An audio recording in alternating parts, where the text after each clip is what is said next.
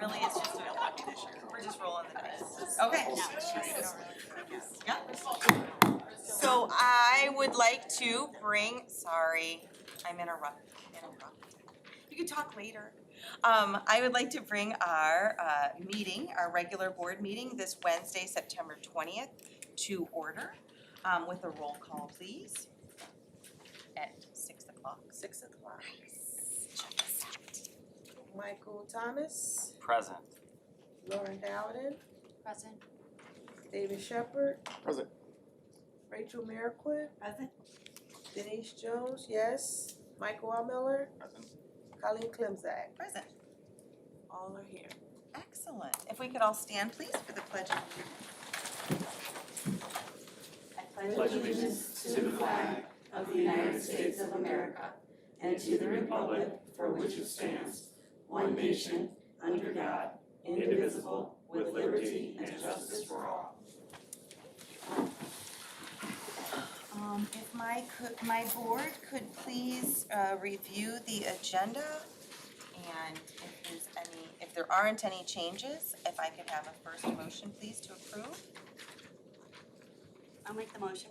Excellent. And a second. Thank you. And a roll call. Yes, Rachel Merrickwin, Yes. Michael Thomas, Yes. Lauren Dowden, Yes. David Shepherd, Yes. Denise Jones, yes, Michael L. Miller, Yay. Colleen Klimzak, Yes. agenda passed. Great. Okay. On to our staff reports, please. Great, thank you. Thank you. So our first event that we're going to discuss is a very special event that takes place on September 26th. And it's hosted by the Reyes Landauer fundraisers. And I would like to welcome them up at this time to talk about this very, very special day.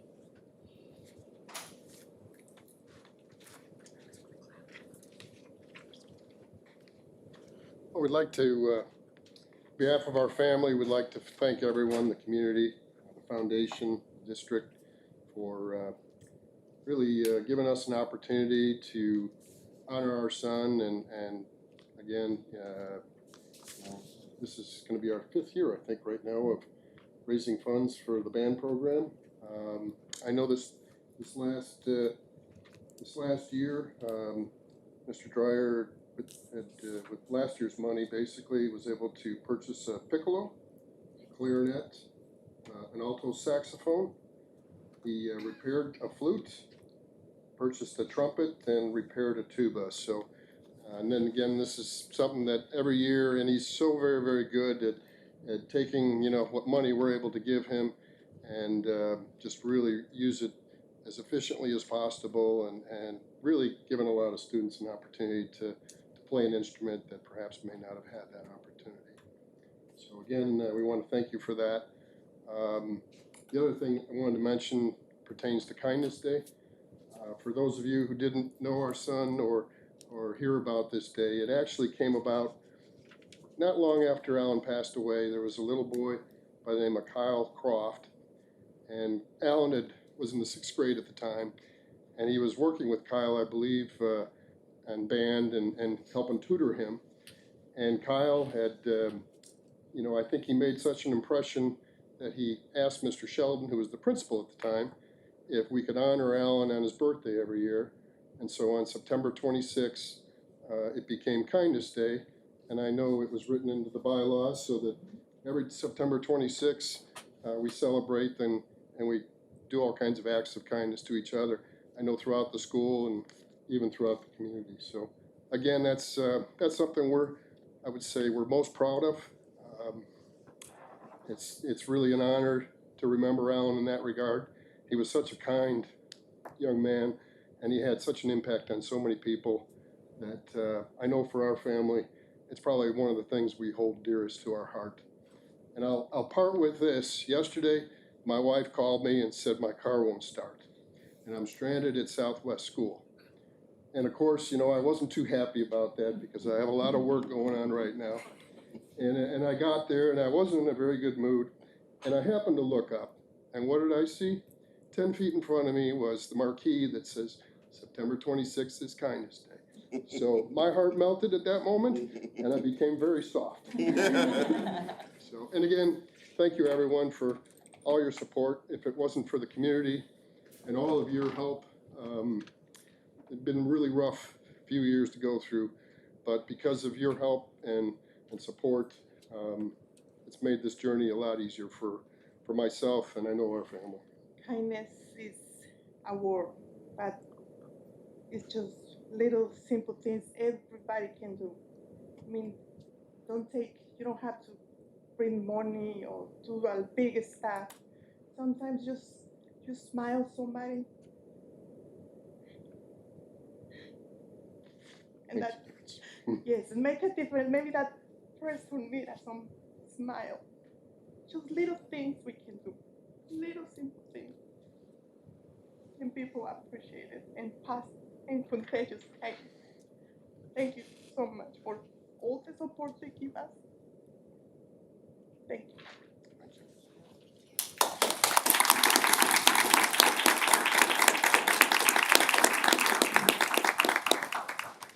Well, I know that personally, Kindness Day is one of my favorite days of the year, and it's because we really, as a district, come together for a really great cause. And so I just want to say thank you for everything you've done, because your son's message continues in our district. Thank you. So next up, we have a report from our D124 Foundation.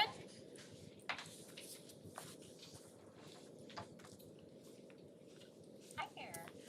Hello, good evening, Dr. Woodland and the Board of Education. We have been very busy. And we have a lot more coming. We're gonna give you a brief synopsis. Before students came back to the classrooms, we were honored to help clear 25 teacher lists, which all went through Amazon wish lists the teachers had made. They sent them to us. It was overwhelming how fast when we put the call out there that these teachers sent these wish lists, and it was so fun to shop for them and put things back into our teachers' hands and our students. The annual back to school bash, unfortunately, was not as successful.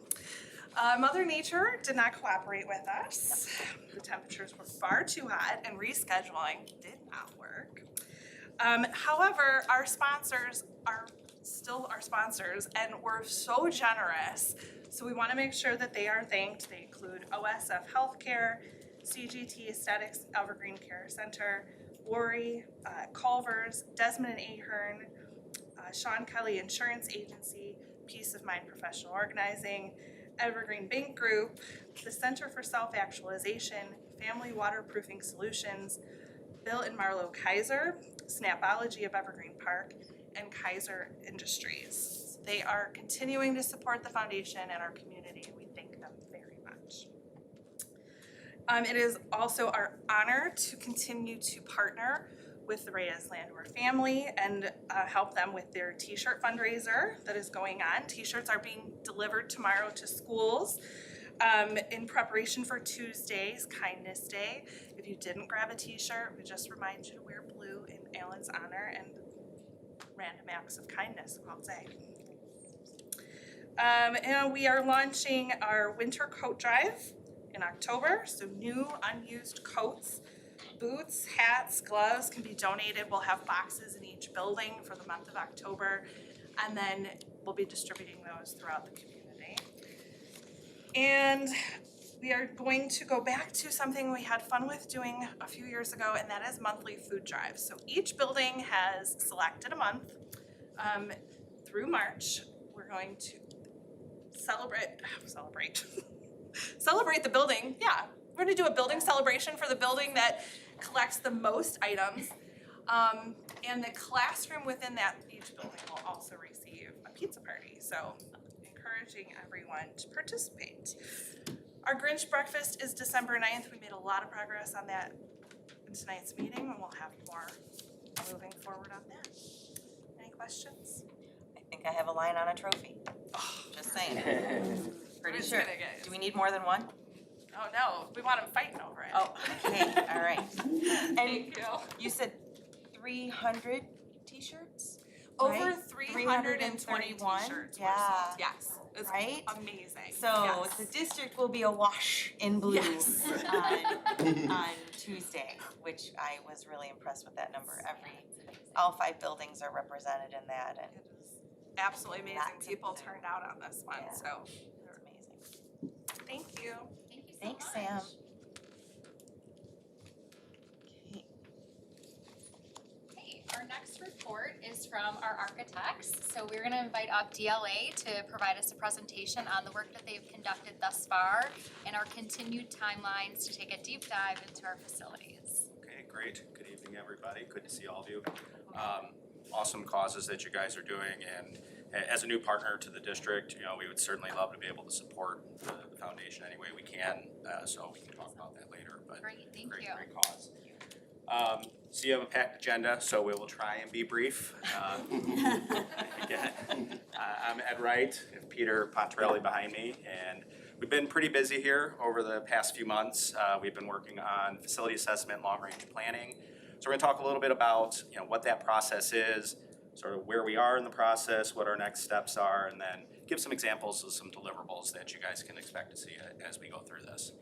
So this is a very oversimplified chart here of what the process is, but to kind of help give an idea. So, you know, the very first thing we're doing is kind of working with the administration to set goals and expectations. So that's actually, what is this process, and then what are the things you guys are trying to achieve as a district? So as we're looking at things, we're looking at them through those lenses.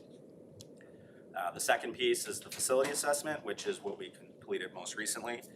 That's really us walking through the buildings and looking at all the nuts and bolts of the buildings, the actual physical plant. So it doesn't really deal so much with education or curriculum or the delivery and all that stuff. It's, what do you need just to keep your building standing, and where do you sit with that? So that's us, that's a team of our engineers walking through every square foot of the building, roof, site, all of that.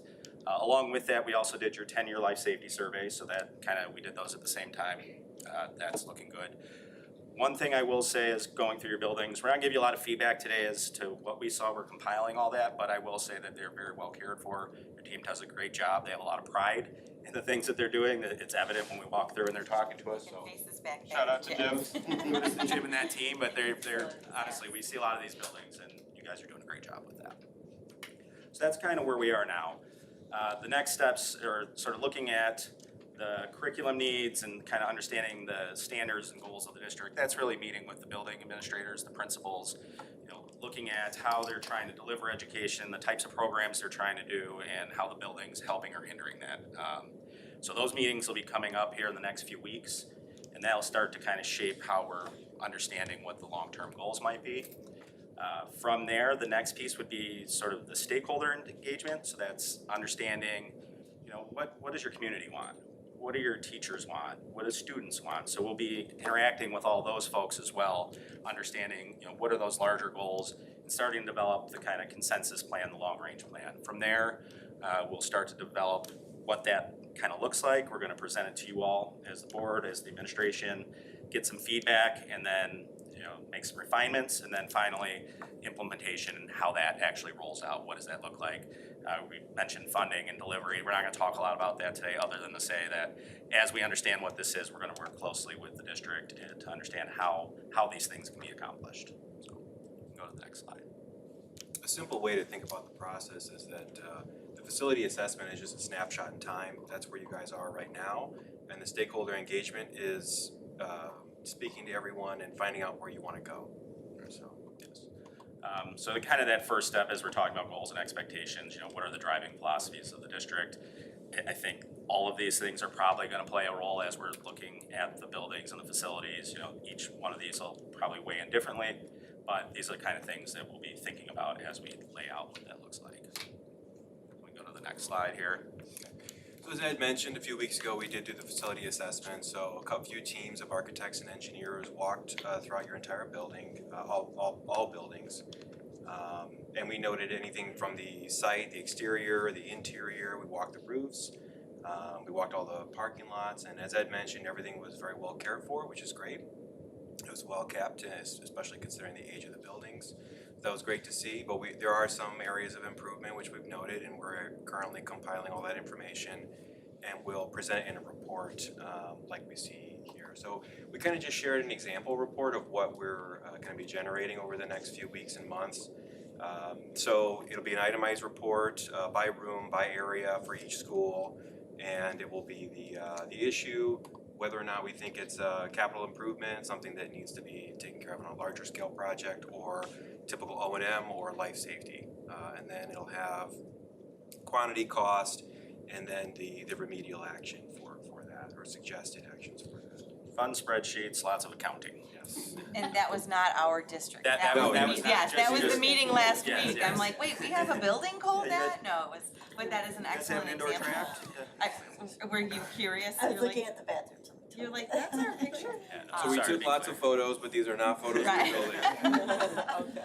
But I am looking forward to getting it all from our buildings as Yes, well. Like, yeah. that's amazing. So, Pictures tell a story. So that's great. we did take a lot of photos, and we'll be compiling all of that. So these are just examples. And this will all be made available in a single document, but it's a good way for you guys to kind of see the facilities without having to walk everything. It just gives you a quick snapshot, but it's a good place to have a I document. can't get on the roof? Is that what you're telling me? You can, I'd be happy to go up there. I can go up I'd there. like to see that. Neat. I mean, I saw them both on the roof, so I was like, is that safe? Are you sure you did that?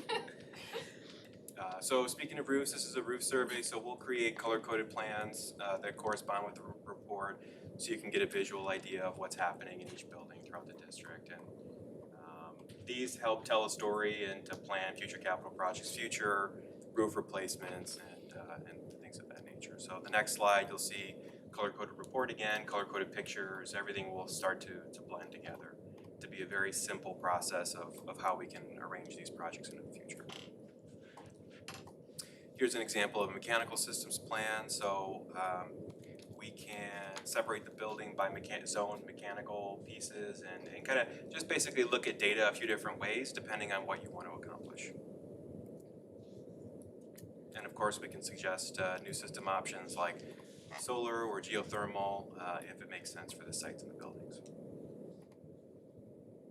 And I would say one thing with that, we kind of highlight three major areas when we're looking at this, specifically the mechanicals, the roofs, and the paving. Those are sort of your bigger ticket recurring maintenance items that, you know, replace a roof and now you're spending $1 million and it's a big spend. So we want to make sure that we have those kind of itemized and then in a cycle so that you're not getting surprised and you're caught having to do a big replacement out of nowhere. We don't like those No, we surprises. do not. No, we do not. So then the next piece after meeting with the principals is starting to look at engaging stakeholders and who are those folks gonna be. So we've had conversations about, you know, including board members, administrators, teachers, coaches, students, community, and parents. So those will be different, there's different ways to do this. I think we're leaning towards doing workshops at buildings individually, so meeting with teachers and potentially community members. Separately, we'll do something with students. We kind of do those as two different things, but you know, spending a workshop at each building each day, just getting feedback about the kind of things that that area wants to see in their building, so kind of I getting think a our big community picture. is ready. I've been hearing from, yeah, Denise says, oh yeah. But I'm excited for that too, because we do get those requests and questions and, yep, Wednesday at 5, like, let's go, right? I think that our community, all of the stakeholders are ready for those conversations. That's great. So that's great. You know, here's just a sample of us kind of meeting with kids and a simple deliverable of an activity that we're gonna do. You know, we like to share inspiration images of different types of spaces to understand the things that are getting the kids excited. Quite frankly, this is our most favorite part of doing this.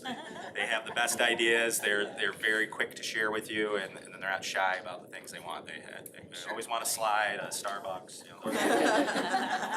We have projects where we have a slide in the middle of the building, so.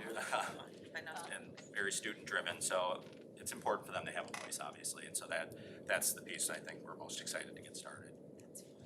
And then as we go through it, you know, we're gonna be having some actual surveys as part of the workshops where we can actually get tangible data, so this is a sample of kind of just highlighting who we're talking to, right? You know, am I a parent, am I a teacher, am I at this school, or am I at this school? So we really can get a sense of who's saying what. Go to the next one. There'll be a series of different types of open-ended questions that we'll be asking as well, and we'll get a whole bunch of feedback, so that's gonna take some time to distill as we sort through that, but you know, we could end up with pages and pages of just things that people wanna say about your buildings, but it's good, it helps us really understand what the desires of the community are. And I think it's important to note too, that there's no wrong answer, there's no right and wrong, people are gonna come at it with different perspectives. But eventually, through this process, you're gonna see certain trends start to emerge. And that's what we're really gonna focus on. But there's certainly no wrong answer throughout this entire process. Yeah, and to that point, this is just another example of some feedback that we're getting. This was more, talking more about the building conditions versus, the sort of educational needs. And some things are positives and some are negatives, so you'll get feedback of what people think you're doing well also. And that's good to know, especially if you've made recent investments in a certain area. That's usually the stuff that comes up. We're really happy with it and let you know that you're putting your money in the right spots, so. Next one. And we can skip over that too. Talk quickly on this, Peter. Sure, so eventually we'll get to a point where we can compile all the projects that are gonna need to be happen over the next 10 years. We try to stick to a 10-year plan, it's hard to forecast beyond that. But we'll start to group together O&M projects, so like typical operation maintenance projects, like roof replacements, kind of the boring stuff, nuts and bolts, window replacements, HVAC replacements, and then also the capital projects, doing these larger, more intense remodeling or addition projects that may be required. And then we'll try to plan out year after year what's happening throughout the district and try to even work in maybe some off years, maybe some years where you say, okay, we want to take a break from construction, and maybe following a previous summer where maybe you hit a bunch of schools. So really important to also the funding piece to tie that in and when funds will be available for these projects. So we'll marry all this together in a wonderful 10-year spreadsheet for us to go over. And again, this is all gonna be, a joint effort. We're not here saying this is how you have to do it. There's prioritization, there's getting feedback from you all, but at the end of the day, trying to help you guys have a roadmap, how to get to where you wanna go in a way that makes sense, that you're not spending good money after bad, like all that, like a thought out way to do these things, so. A lot of stuff ahead of us. It's exciting stuff. And then we'll come in with more color-coded plans for each building, showing what's gonna happen year after year. So we'll be projecting beyond 2030 here with all the projects, so you can kind of see what's happening in each building. It's a nice, easy deliverable for you guys and things to share with your community. They can just see, hey, this is what's going on here and when we're thinking about it. It's fluid. It'll probably change from year to year. It almost always does because something new comes up, but it's a starting point. So just a kind of quick outline of where we are on the schedule and we'll get out of your hair. We've already done our kickoff. We've done the survey of the existing buildings. In the month of October, we'll be meeting with staff, principals specifically to start discussing the curriculum, the community and student engagement. Sometime in October, we're working through that right now when that's gonna be. The life safety we'll have submitted by the end of the year, so that'll get in before it's due. Administrative and operations maintenance to kind of draft review in December of where we are with things. Kind of get some feedback and then hopefully come back to you all with a draft presentation in January, February-ish of next year. Again, getting some of your feedback and making some more revisions. Hopefully we only go through one round, but it could be more. And then hopefully, sometime February, March of next year, kind of have this all put together for you all. So that's what we have for you today. Any questions or want us to get out of here for you? Well, I can say personally that I know my team and Eric and Jim and I have been very impressed with all the work you've done thus far. I've created a sense of urgency and they made sure they met timelines and getting things done to assess our buildings prior to kids coming in, which was a high priority for us. So I just want to say thank you for making that happen. And I did actually physically see them both on the roof. So, they look professional tonight. They're very active in our buildings. Thank you. I think we're very excited about community engagement and making sure we involve our teachers and our stakeholders in our long-term facilities plans. And I love the idea of engaging the students. Yes, isn't it great? I love it. They should have they have to have a say. Yeah. And that would be fun. That would be fun to That would see. be very interesting conversation to be listening in on, I bet. Oh my gosh. It's a good time. I love the the holes in the wall, like the little perches for them. I was like, I think I'd love those too, right? Snuggle up in there with a book. Thank you so much. Absolutely. All right. You guys enjoy the rest of your evening. Have a good night.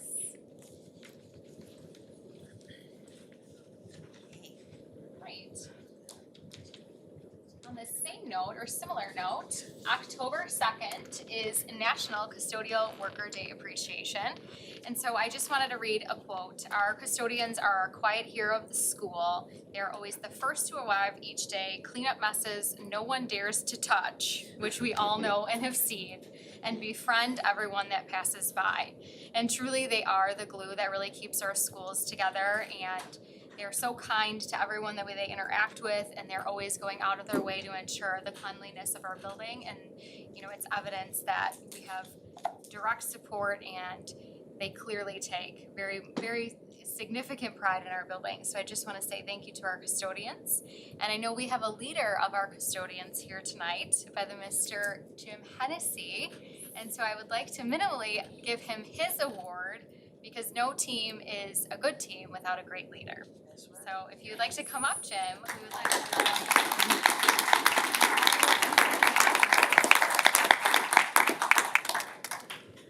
Yes.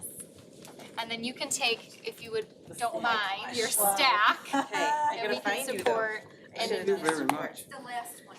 Oh, It's the last one. Thanks, you're Sonia. so smart. It sure is. And I love that we heard from the architects right now that said how wonderfully cared for our district and our buildings are. It's amazing. I'm lucky I have a good team.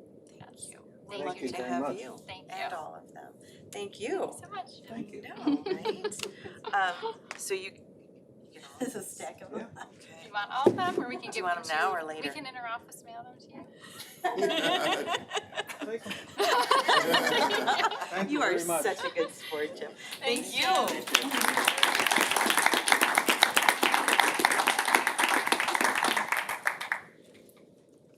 Okay, next up, we have a presentation from our principal team at Central Middle School to dive in deep to our work that we did around our school improvement planning. So I'd like to welcome up Joe, Jenna, and Christina. Hi, good evening, everybody. How are you? Wow. Good to see you. If you see, the first thing we have there is how we got here. And actually, the journey begins even before the spring of 2023. You know, what was my journey as first year principal at Central Middle School is, you know, what the first thing you do is you have to do a lot of assessing, getting to know the place, getting to know the students, getting to know the people, et cetera. You know, and of course, when you get there, you know there was a lot of work to do. I knew that when I started, but as I proceeded through the journey, I learned it's a great place. There's a lot of awesome things going on, and there's a lot of awesome potential, but there is a lot of work to do as well, just to be honest and transparent. And I know at one point, I think I went to Dr. Woodland and Dr. Carlson, and I was honest. I said, guys, I need your help. Just be honest and transparent. And so we collaborated and worked together and came together as a combination of the district administrative team and Central's administrative team. And we did listening tours. And we met with all of our grade levels and all of our teachers, our specials, our PE teachers in each of our grade levels. We also did a survey to our students and to our parents and got a lot of valuable information, which recognized the things that we are doing well and recognized the things that we need to look to improve in order to move forward successfully. A couple of examples of things that we recognize that we're doing well. We have hardworking teachers. We really do. They are fantastic and they're working hard and doing their best, and they are extremely dedicated to our students. Things to improve is cohesiveness, getting everybody on the same page and in a unified school community. And not to anybody's fault, except that's just kind of the way things have transpired over the course of the last few years. Many of you are very familiar with that. But people are working hard, and the things that we know we're doing well about our students come and they really want to learn. They really do, and they want to connect with us. The energy is one of the things I was impressed with right away is just the energy of our student population. But things that we need to work on is creating an environment for them to be where they can connect and learn and grow to their best potential. They're doing a lot of good things, and that's where that cohesiveness again comes in. We have a strong parent population as well that are very proud of our school community, and they express that and express that they're very impressed with the hard work of our teachers. But they expressed some things of looking to be communicated with a little bit more effectively, a little bit more cohesively in this area. So those are just some examples of things. There's other things as well. But out of all of that information and data, we came together and we're committed to putting together summer committee work in school, to really look at what we can do. And we formed 3 subcommittees to address identified priorities. A PBIS subcommittee, which is focused on, and that's positive behavior intervention and supports, and where are we and where are we going? What can we do with PBIS? It's been in place in our school and our district for years, but over at Central we have some work to do to kind of bolster it. A lot of school districts struggle with PBIS when COVID hit and kind of went, but then we have to come back together, and as we're going to post-COVID, but we have some work to do with that, and where we are, and I'll talk a little bit more about that in the next slide. SEL, social emotional learning, that was identified by our staff as a priority that we really need to take a look at. How can we bolster and improve our efforts in social emotional learning? And we've already made some changes in order to address that. We'll talk about that. Ms. Evan's gonna talk about that, but that was a priority. And then finally, systems. What are some systems we knew, our staff discussed and talked about how we need to have more of cohesive and consistent systems in place in terms of procedures and protocols, day-to-day operations, big picture operations, et cetera. And then that also affects things like communication that you see. What kind of systems? We need to take a look at the systems that are in place regarding our communications with each other, with the parents, with our students, et cetera. And also there's morale, and obviously throughout, and when we talk about not everybody, when we don't have cohesiveness, that can impact morale. And it has in some ways. So we know that we have to take a look at what are some things that we can put into place moving forward to bolster the morale at Central Middle School. And together, the committee, we developed a goal that you see up there, and a climate and culture goal. We will create a safe, equitable space for students and staff to grow academically and socially by encouraging positive communication and engagement in order to unify the school community.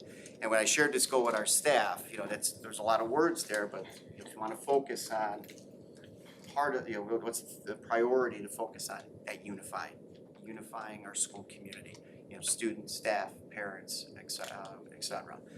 And that is a goal that we have in place moving forward. So the committees, the way they worked, we worked together. We met two sessions over the summer and worked in committees. Now, ironically enough, I worked more in the systems committee, and Mrs. Lavin worked in the PBIS committee. But as the school year has started, and as we've the 3 of us with Dr. Moeller came up with job responsibilities and kind of areas of focus that we wanted to make sure that we concentrated on. PBIS and looking at PBIS, was going to be a focus that I was going to oversee. Mrs. Lavin is going to oversee SEL and our SEL implementation, and Dr. Moeller is going to oversee curriculum and instruction, and those are our 3 areas of focus. So that's why I'm going to speak about PBIS right now. Thank you, Dan.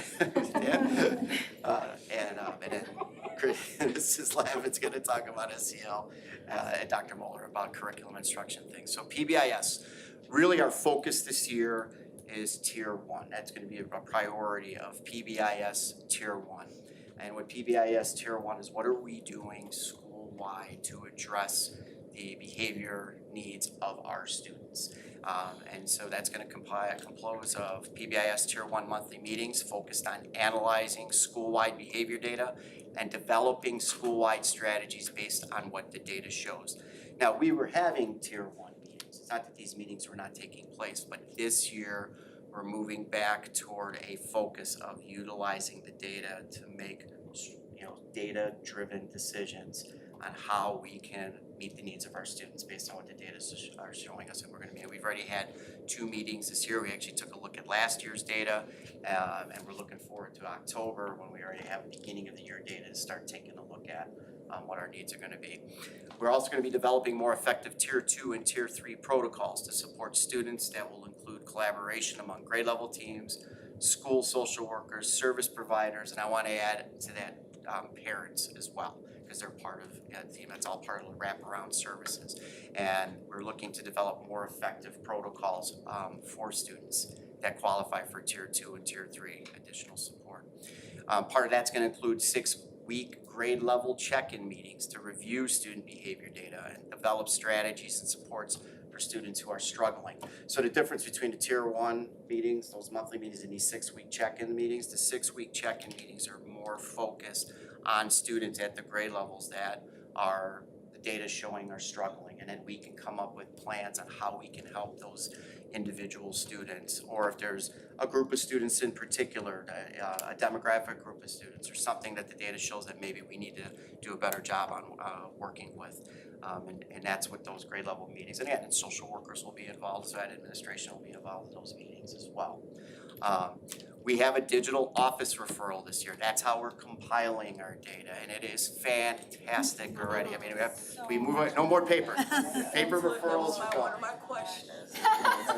You Denise would ask about it. That makes Mentioned last week when I was there, Yeah. that's a good thing. Yes, it is great. It's, we moved away, when I first started, 13 months ago, we had triplicate systems that we were using. It's an old carbon triplicate system. We moved to a single sheet system, and now this year we have moved to a digital office referral system. And what it's gonna eventually do, and thank you, Dan, for helping us put that together. It's gonna sync with Swiss, that is the goal. So PBIS, we use Swiss data in order to do the analyzation of the data, and Swiss has got a very prescribed format that it uses. For those of you that may be familiar with it. Well, we worked with Dan over the summer to make sure that this digital, the stuff that we're putting in the fields that are putting in match up with Swiss, and then the goal is that they are going to sync. And I know we're working with Swiss in order for that to happen. And what's happening now is our teachers are directly inputting. It's not, I'm doing an office referral, and then it's coming down to the office and we have to sort through it. They're putting it directly in. We still have some kinks to work out. I'm not gonna tell you there are some logistical things and some communication things that we need to work out, but it is in place. And then we're also working part of kind of tier 2, tier 3 support. We are working with a student advocate from the South Cook Regional Office of Education. And I'm gonna again thank Dr. Woodland for that, because she went to a meeting with the regional office and they talked about a student advocate and a student advocacy program, where the student advocate's role is to come out and work with 25 or so identified students in a mentoring capacity. Great. And it's a combination of working with students one-on-one, maybe pushing into classrooms, working with students and supporting students and staff depending on the situation. His name is Brandon Bell. He is a fantastic young man, and this is something that we're very, and I know there are other schools and districts who have done this and they've been very, very impressed with that.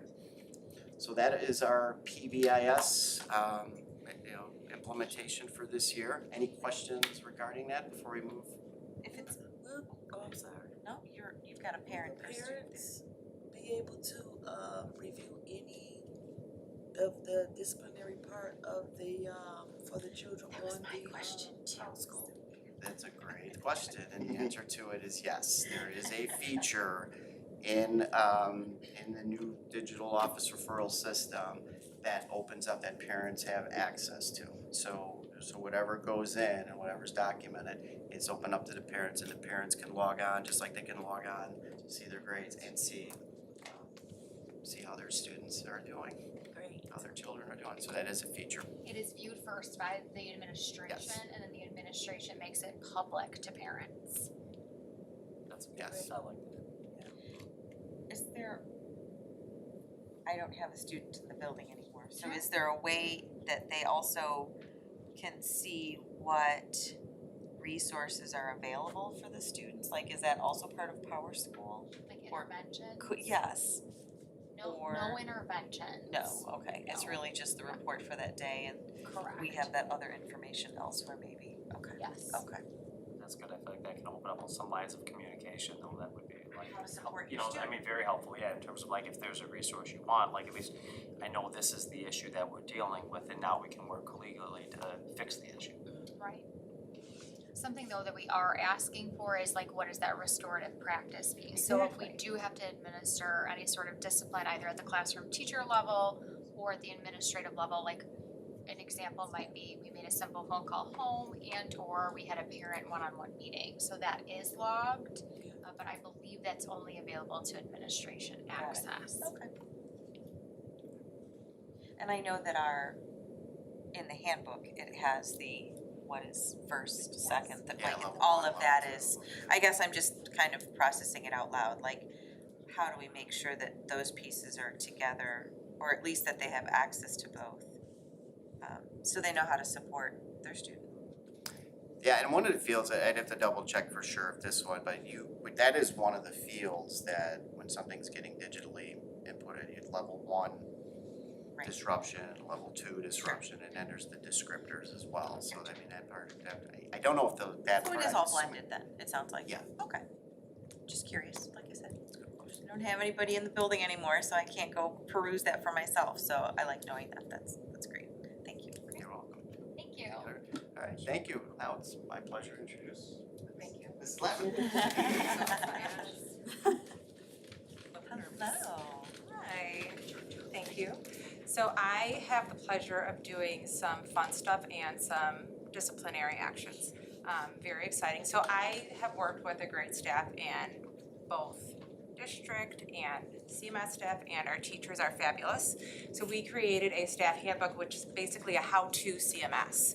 Everything they need is coming up freshly from the staff. I kind of based on what I needed to know coming from New Lenox, I was like, what would I need to know coming as a new teacher? So it's everything you need to know basically coming to Central, which was huge. So we listened as our listening tours what teachers needed. So we included everything in a one-stop shop. So we did that. I kind of listened to what Patricia was doing with her HR substitutes. We have a substitute handbook. When substitutes come in our building, we hand them a handbook, what they need, numbers, information, teachers to talk to, everything they need as they're coming into our building. So we kind of give them a little welcome packet as well. So that's kind of fun for us.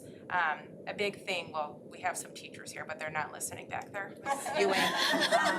So we do really want to focus on celebrating our staff because they do amazing things, and that's why I brought, this is Percy.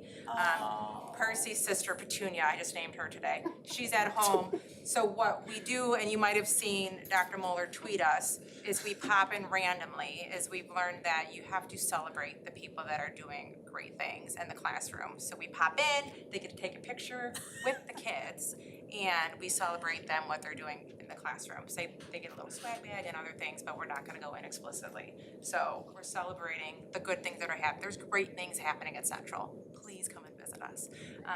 So SEL is a huge thing. It's a huge component. We know SEL is very important in the classroom.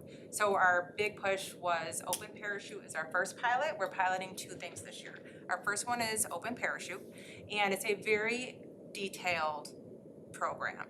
It has some videos, it has kids that resemble our students. It starts with a video, discussions, group discussions, partner discussions, and it has exit tickets. So we're able to see data, and based on the data, what our kids are doing. Right now, we are finishing up respect. We started with respecting others, respecting self, upstanders versus bystanders, and we have with our, 83% of our 6th graders are understanding right now. So it's a good start. It's still early and they're understanding the program, but things are going well. So that's all we can ask for is getting the grasp of the program. And we're meeting with Open Parachute on Friday for a Q&A session. So slowly but surely, we're getting there. I just came up with an idea. Okay. Like, you know, how they had the big TV screens and when you walk into the building and you all, you know, highlighting the teacher for the day with the dog in the classroom. I think that'd be nice just to kind of show.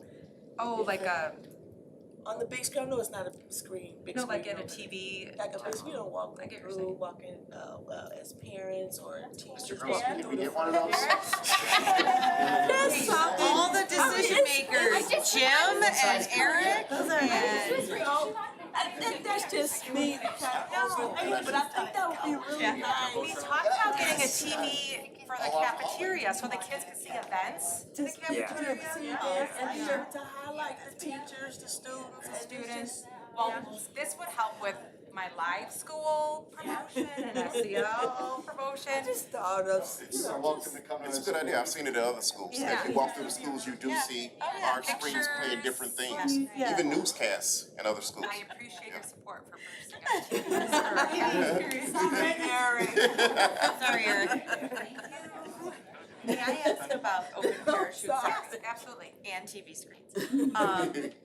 What part of their day? Is it? It's advisory. It's, So okay, what from our listening tours, the teachers felt we needed a dedicated time to teach it. So Right. our advisory last year was 10 minutes for our 7th and 8th grade, and the 6th grade had 25 minutes. So we moved everyone to the 6th grade schedule.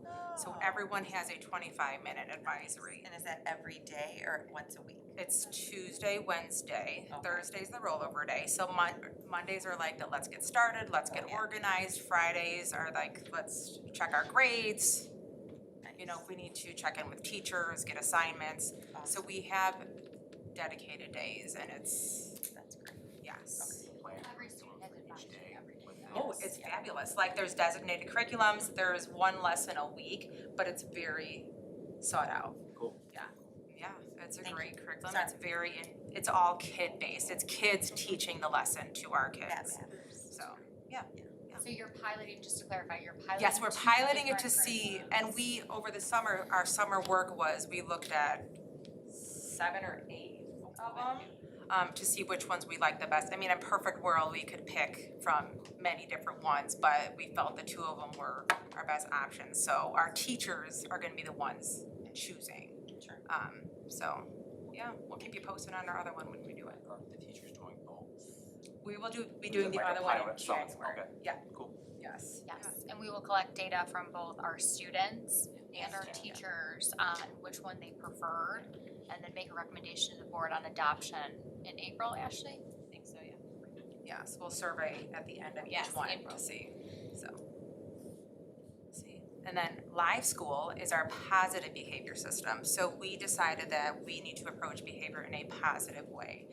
They're based on our cool tools, so I've kind of adapted from our elementary schools using our cool tools. We brought cool tools back to Central, we have about 9 cool tools: cafeteria, hallway behavior, advisory, and the students can earn points based on our PBIS matrix. So our 3 Rs, they can buy some prizes in our Live School point store. The teachers have to award 100 points a week, and students trade in their points and get prizes. Like today I sat with some students that traded their points to eat lunch together with their group. So right now, I mean, it's really a cool thing to see them buy their prizes. But 6th grade is up to 11,000 points, 7th has 15,000, and 8th grade is at 11,000. So with the Live School, we can see what behaviors we need to reteach with our cool tools. And the focus of this week was wearing our IDs and our cafeteria behavior, so we can kind of target certain behaviors. Very And specific. Very specific, yes, very specific. Yep. And we have top 10 students, the teachers get a specific newsletter, and then the students get a very specific newsletter. So I have 2 newsletters for each students and teachers. So, and the 7th graders are winning 2 weeks in a row. Oh, Yeah. that's What's great. the, like the end of the game for them? Like, That, well, for the that's what football we're, year it's all year. Their goal is to just keep reinforcing our wanted behaviors, you know, following directions and enforcing those, and wearing your shoes appropriately and following directions, and you know, engage in learning, you're getting a point, and you keep addressing those behaviors over and over. And it's as simple as flipping your Crocs, wearing in sport mode what sport mode is. And believe me, yes, I learned that this year. Over the strap on there? Strap on, but we're getting to the point where I just look and they're like, I got you, Miss Lavin. So the behaviors are happening, and you see they're learning and they're earning those points, and you're seeing the behaviors changing, and they wanna earn those things. And we have, the next reward they'll earn is a a grade level, or they can earn a advisory dodgeball game, and they can earn a glow party, they can earn announcements. I have 2 kids that just paid for announcements, they could speak announcements, so they have a whole store they could earn. So there's many, they have a whole store system, So then are they in competition with the grades, or is it just like point thresholds, like once you clear 15,000, here's the prize, and it's not really? No, there's grade level competitions, and it goes. What's the grand prize? We haven't decided yet. I'm asking because I think TV. the board should throw in. Yeah, We should grand all prizes, sponsor the You grade can level. absolutely, and that's what we're coordinating with PBIS, but we will absolutely still take ideas. And the kids have ideas too, so they always send me ideas of what they're looking for.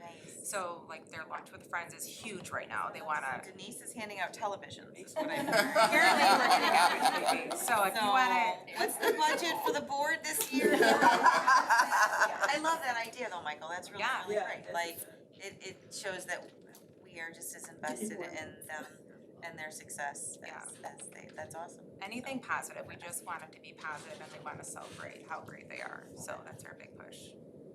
What do you think of some? Yeah, once you guys figure out whatever the grade levels decide they want their prizes to be, let us know, and we would be very happy to sponsor that for I such. appreciate it, thank you, great. thank you, yeah, It's great. I appreciate that. Thanks. Cool. All right, hi everyone. I'm gonna talk a little bit just about what we've done with curriculum and instruction thus far. And similar to what Chris and Joe already alluded to, we did implement a specific structure to both team and department time. So on Mondays, Wednesdays, and Fridays, they meet as grade level teams, and those are split off into 2, so 6th grade green, 6th grade gold for 7th grade as well, and 8th grade. And on Monday, their focus is data and discipline, so they're focusing on, well, what behaviors are we seeing as a 6th grade team? I'm seeing this behavior, are you also seeing that behavior, to kind of see and troubleshoot together on Monday. Wednesday is really focused on those academic conversations, so I noticed my students are really struggling with selecting the best piece of evidence. Are you seeing that same thing too? So they're having those kind of conversations across the contents. And then on Fridays, it's focused on SEL, so they're bringing their exit tickets from Open Parachute to see, okay, well, again, what are we noticing based on the student responses? And then also they are communicating and creating their parent newsletter, because every week they create a newsletter and send that out to parents.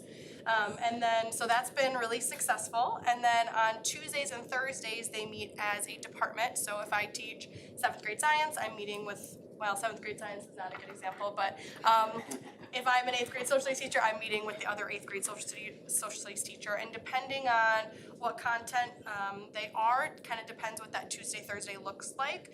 But it's focused on intentional planning, unpacking units, working with a coach. The coaches, which I'll talk about a lot on the next slide, but the coaches and I were trying to be as present as possible at those meetings to help with the intentional planning and just ensuring any modifications we need to make for students or anything like that.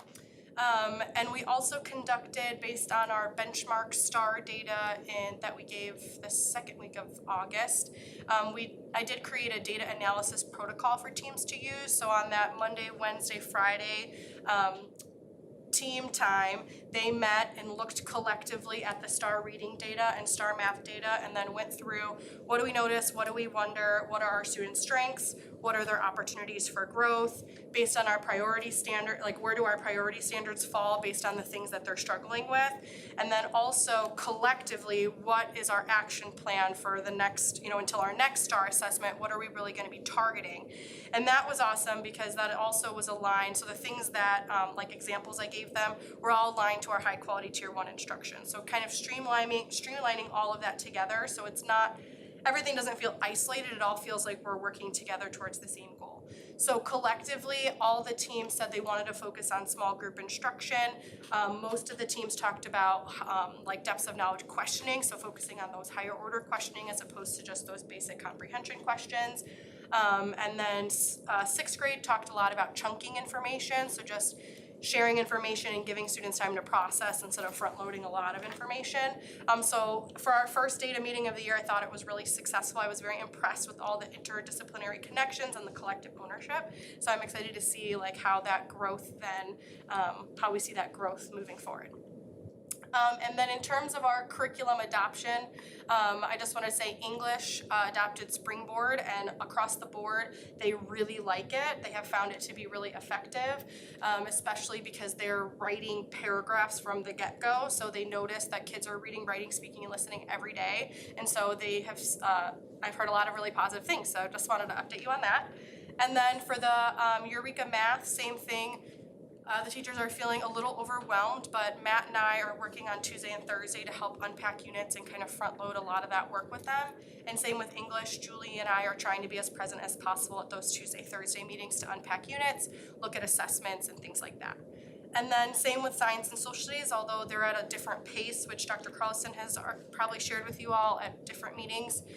We still try to meet with them on Tuesdays and Thursdays as well to look at our upcoming assessments to make sure they're common assessments, and then just unpack units and work on all of that alignment. So that has been fun. And then what I'm really excited to talk to you about is our coaches. So we have 2 full-time coaches this year, and I cannot say enough great things about them. They are just 10 out of 10 amazing. I just am so grateful that I get to work with them. And we meet on every week, so on Fridays we meet, and how we kind of structure our time is 2 Fridays a month. It's really just, okay, well, what are you noticing in the classroom? So we can kind of talk about trends they're seeing, but also like in your coaching conversations, what are you noticing? What are you struggling with? What are some challenges that you're facing? And based on their challenges, then 1 Friday a month, I'm providing like ongoing PD for them. So like for instance, 1 week they were struggling with when they met with a teacher, they were listening, like the coach felt confident listening, but they didn't necessarily know how to then transition the conversation from kind of like venting to, okay, well, action planning, like what are we gonna do about it? Yeah. So I provided a PD for them, giving them some question stems and like questions to ask, and we role played a little bit of how to navigate those conversations. And then the last Friday of the month, we're gonna meet as a whole admin team with the coaches, just so we're all on the same page with that, all on the same page with curriculum and instruction. And so their focus this year is on intentional planning and small group instruction. So they are super present on Tuesday and Thursday meetings, and really across the board, even at Monday, Wednesday, Friday team meetings. And they're just very, very present in the classrooms. I would say teachers have been very, very receptive, which has been awesome. And then some of the things that we did to launch the coaching program, the picture in the middle is a picture of the coaching menu. And so something they did just to clarify their role was create, a little menu just so. It makes a huge difference, because if I'm a teacher who might want to work with a coach, but I don't really know what I want to do or work on, this gives them something tangible to say, hey, I'm really struggling finding resources with this, and then at least they're having that first initial conversation and then can shift from there. And then they also do a monthly newsletter through SMORE, which has been really effective. They sent out their first one in August, and then I think they said their September one is finished but going out early next week. And that just includes, again, how to contact them. They're including some teacher highlights, so like if it's still the beginning of the year, so a lot of things we're seeing are still classroom management based, like setting up routines and procedures and things like that. So they're gonna highlight teachers who are doing that really well in case other teachers wanna go in and see that to model, which is really awesome. And then in an effort to impact teachers as a whole at that tier 1 level, we're doing a super speedy PD, which is essentially a video series which will highlight one instructional or management strategy that teachers of all contents will be able to implement immediately. So I don't know if you wanted to play it, but this one, or Dan. 30 seconds, it's super cute. I wanna see Yeah, it's a it. minute Yeah, I and 30 think that's seconds, great. so this is their first one, Yeah. and it's on attention signals, and the reason we did that is because when we're in classrooms, that's what we're noticing some teachers are struggling with students kind of talking when they're talking. So in an effort to, be responsive to what we're seeing, this is what they created.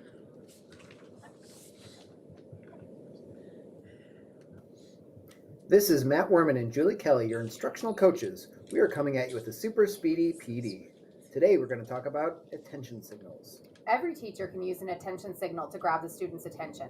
These should be quick actions that capture the attention of students so that you can move forward with the lesson.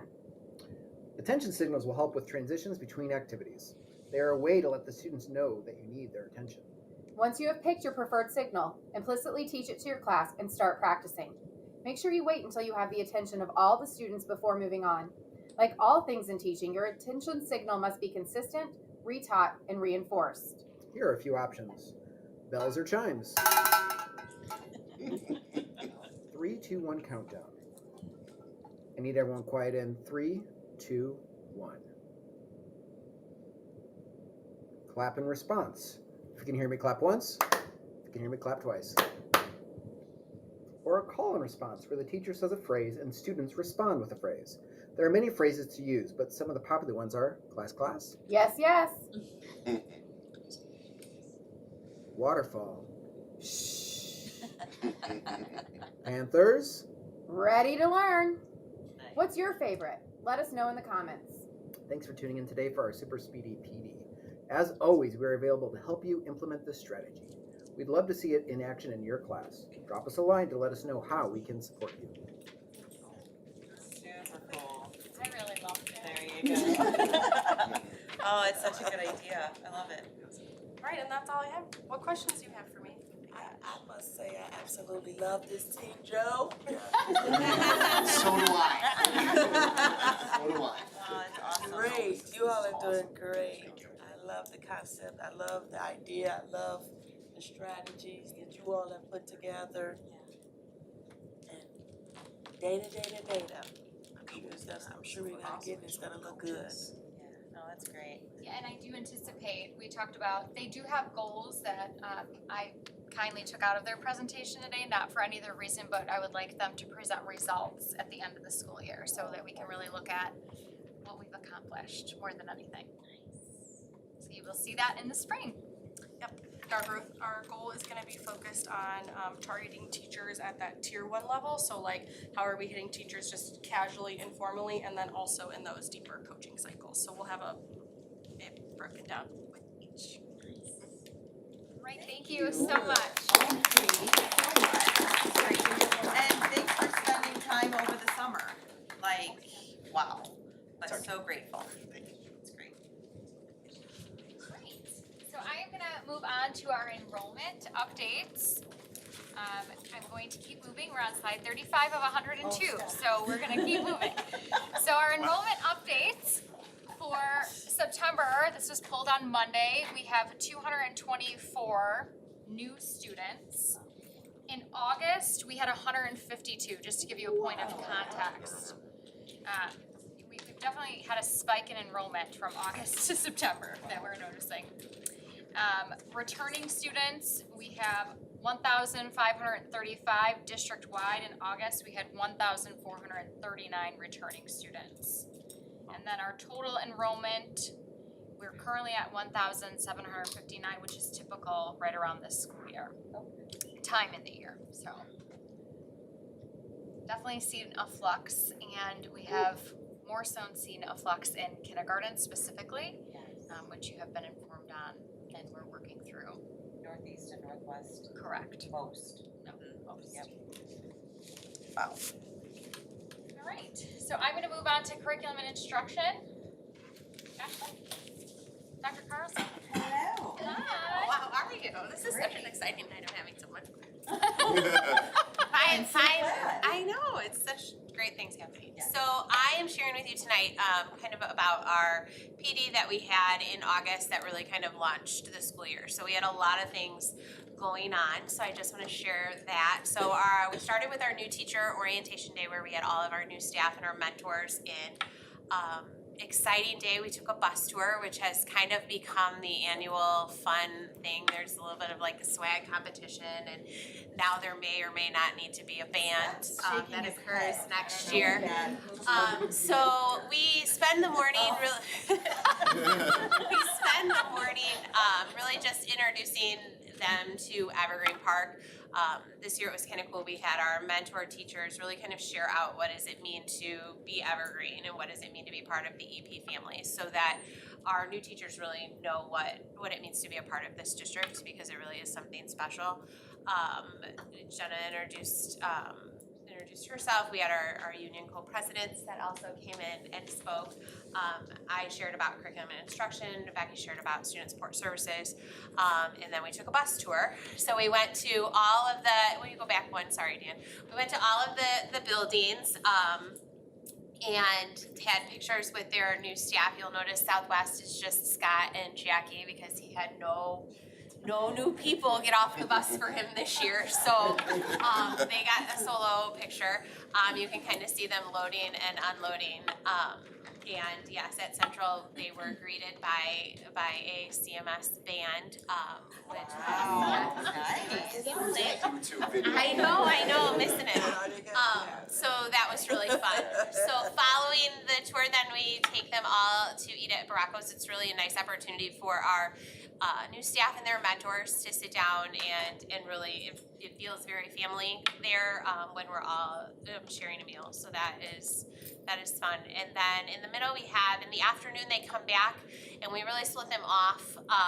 This year we did. I did some mentor training with the mentors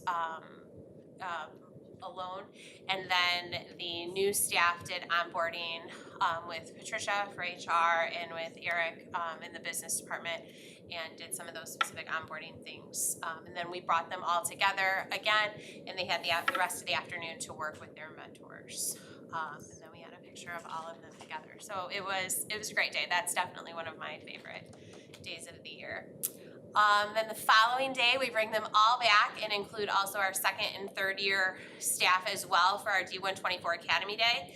These were the offerings that they had. We start out the morning together. I kind of speak to all of them for a little bit, and then they begin to have their choice sessions. So they had 4 choice sessions, which they got to pick one of these. Our new teachers really focused in, we gave them 3 that they had to attend, ones that we felt were really important, so that PBIS training, the DEI training, and then also the high quality tier 1 framework. So they all had to take part in those, but then they got to choose one as well.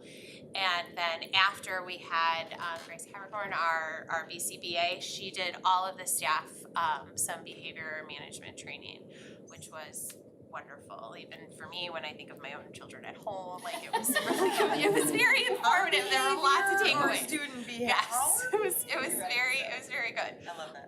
But what I think is especially exciting for me about this list up here is I know that when I started my first year, it was our first D124 Academy Day because there hadn't been some due to COVID, and I was really trying to find people to present, like who can present all of these breakout sessions, and we were needing to bring in folks from outside, and we now have all of these people were our own, and that is just awesome. We've really built our capacity in folks that can share out and experts within the district. So it was a really good day. So following that, then we had Friday off, and then we had our Institute days. We had 3 of them this year, which was new for us, but really worked out well. Our day 1, we kind of called it a soft start. Everybody got to go to their buildings.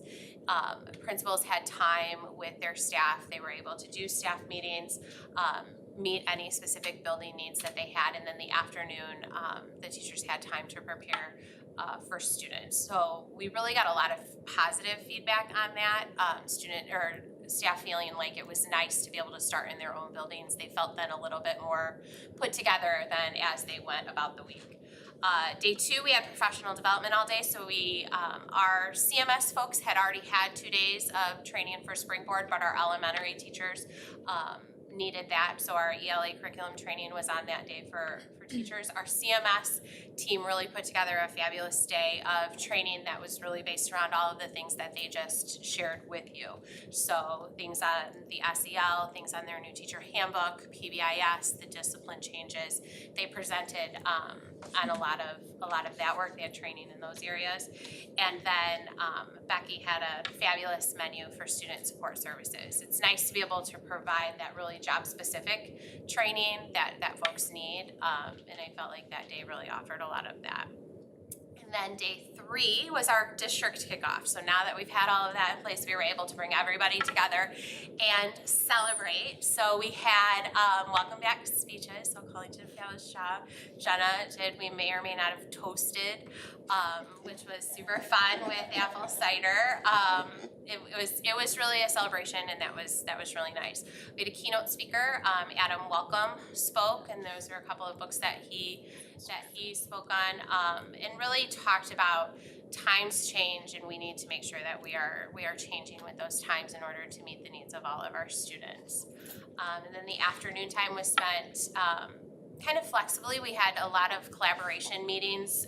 Special ed teachers had opportunities to meet with gen ed teachers on collaborations on student caseloads and things like that. We also had some EL training that afternoon as well. So it was a really great 3 days. So, and then we were all ready to start. It was. We filled every minute without question. So, but it was time well spent. So, any questions? All right. Thanks. Next up, we have Ms. Rebecca Terrell, and her Special Education Committee leads will be presenting out on our Special Education Committee update. I'm great. I'm a little sleepy right now, but I'm trying to wake up. Feels a little later than it is. Despite my sleepy appearance, I'm super excited to talk to you guys about all things student support services and what we've really been working on. Obviously, this is my second year. We are just diving right in. I'm super excited about like all the new staff, students, and families that we have. I'm going to ask some members of my team to come up because we're going to co-present on the Special Education Committee and what that looks like and the purpose. So obviously we have a strategic plan. Part of the plan is our Student Support Services Department. So forming this committee and looking at some of our goals that are outlined here. We're really looking at collaborative practices across the educational settings, identifying, continuation of services and continuity among our buildings. So we met twice already this summer as a whole district committee and really dove in deep into a lot of our data, a lot of data that we have not looked at in probably a very long time. So it was a very busy 2 days. So we dove into the data. We really did like a comprehensive needs assessment, looking at all types of data: attendance, academic, discipline, student demographics, IEP quality.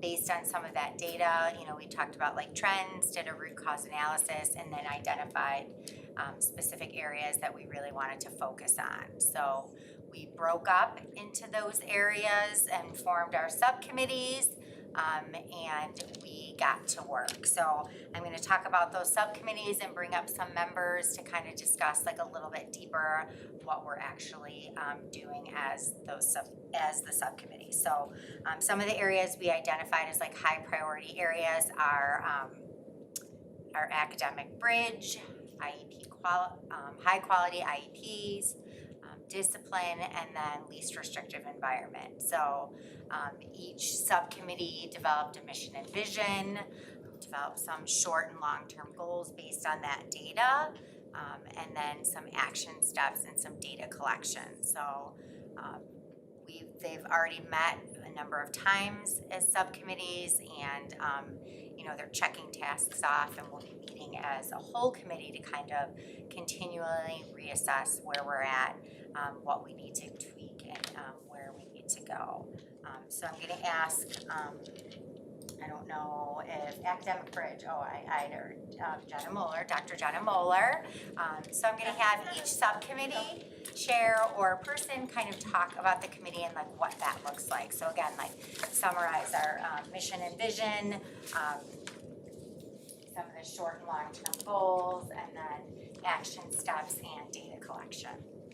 Hi again, everyone. Welcome back.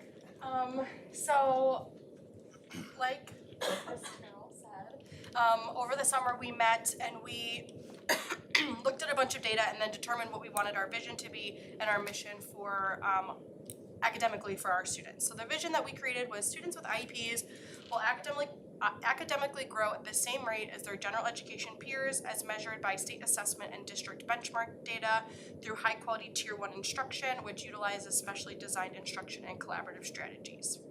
And then our mission is students with IEPs will academically grow on their state assessments and district benchmarks through collaboration between general education teachers and special education teachers, paraprofessionals, case managers, and related service staff by providing explicit professional learning to staff. Students will be instructed, encouraged, and given the opportunity to use their resources throughout the year and advocate for themselves. And then we created one short-term goal and then a 3-year goal. So our short-term goal uses growth data gathered from the STAR assessment results from the past 2 years. So I was able to pull historical data from the last 2 years to create this goal. And it's by the end of the 2023-2024 school year, when given a grade level STAR assessment, 100% of the students with IEPs will achieve a student growth percentile score above a 52 in reading and 49 in math. And then just to share a little bit more about that standard growth percentile.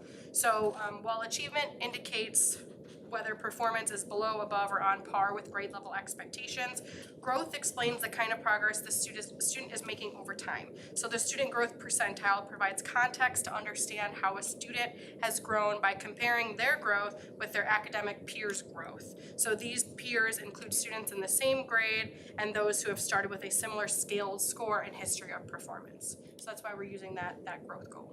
And then for our 3-year goal, we have by June 2026, after taking the IAR state assessment, the percentage of students with IEPs who meet or exceed will increase from 7% to 30% in ELA and increase from 4% to 27% in math. And then the second goal is the exact same goal, just written opposite. So by June 2026, after taking the IAR state assessment, the percentage of students with IEPs who do not meet will decrease from 58.9% to 40% or less in ELA and 57.4% to 40% or less in math. And then how we're gonna get there. So our action plan, which some of these have already been completed, but we're gonna collect historical data from STAR for the last 2 years and then update our goal based on historical data. We are going to do co-teaching logistics and PD planning, which Megan Locke and Allie already did at the August Institute Days. They led a session, and then that's going to be also ongoing based on teams and teachers. We're going to do some different accommodations for math. We have small group instruction and differentiation, so aligned with that high quality framework, which was introduced at the D124 Academy, but that's also going to be ongoing, leveraging the instructional coaches at each building. And then with our learning walks with Dr. Dale, she said she's going to add an indicator for special education instruction curriculum and collaboration. So when we do those walks in October, we'll be able to see what the baseline is, and then in April and May, we can see how we grew on that. And then again, Megan and I are going to work on providing intentional collaboration with general education and self-contained teachers, just because that's not always possible just with time constraints and scheduling, but we're going to work to ensure that with the limited time we do have, there's some intentional collaboration there. And then the data that we're collecting is going to be our baseline data for our goal for the STAR assessment, and then we're also going to collect anytime so I know each school gives the STAR assessment. I think the elementaries do 3 times a year, and then CMS is doing it a little more, but the 3 times a year that it all lines up, I'll collect data from the whole district, and then our learning walks from October and April and May. Who's the special guest on your committee? You. No pressure on mine. I really enjoy it. Both of the Jennas on the same committee. Thank you so much. Our next subcommittee we're going to talk about is behavior, and Ms. Kathleen is going to talk about that subcommittee. So I'm Kathleen Kasperwitz. I am the assistant principal at Southeast and Southwest, and today I'm representing the behavior subcommittee. So our vision that we created to help us move forward with our goals is that the community of Evergreen Park will understand behavior as a form of communication, and will meet students with compassionate, proactive strategies. In a collaborative effort between school staff and families, students will be provided an environment that supports needs through a neurodiverse lens, strong student-teacher relationships, and strengths-based perspectives. Student center plans will adhere to high-quality expectations based on data-driven interventions and promote student success and independence. So it's a very lofty vision, but we believe that we can carry it out. So we have a mission. In order to carry out that vision, we intend to support the following initiatives, and they're gonna bullet it up there. We're gonna increase the understanding and awareness of neurodiversity and its relationship to student behavior. Provide professional development to help staff and families positively respond to student behavior. Provide resources for systematic data collection.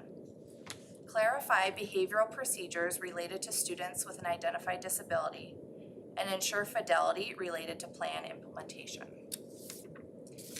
So we set 2 goals to make sure we were monitoring our progress. So by June 2024, 50% of students with behavior plans will demonstrate progress towards meeting their behavior goals as measured through monitoring quarterly goal updates.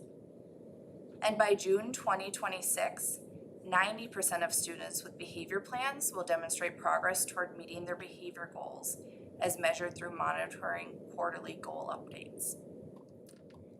The next slide shows kind of the action steps that we're taking.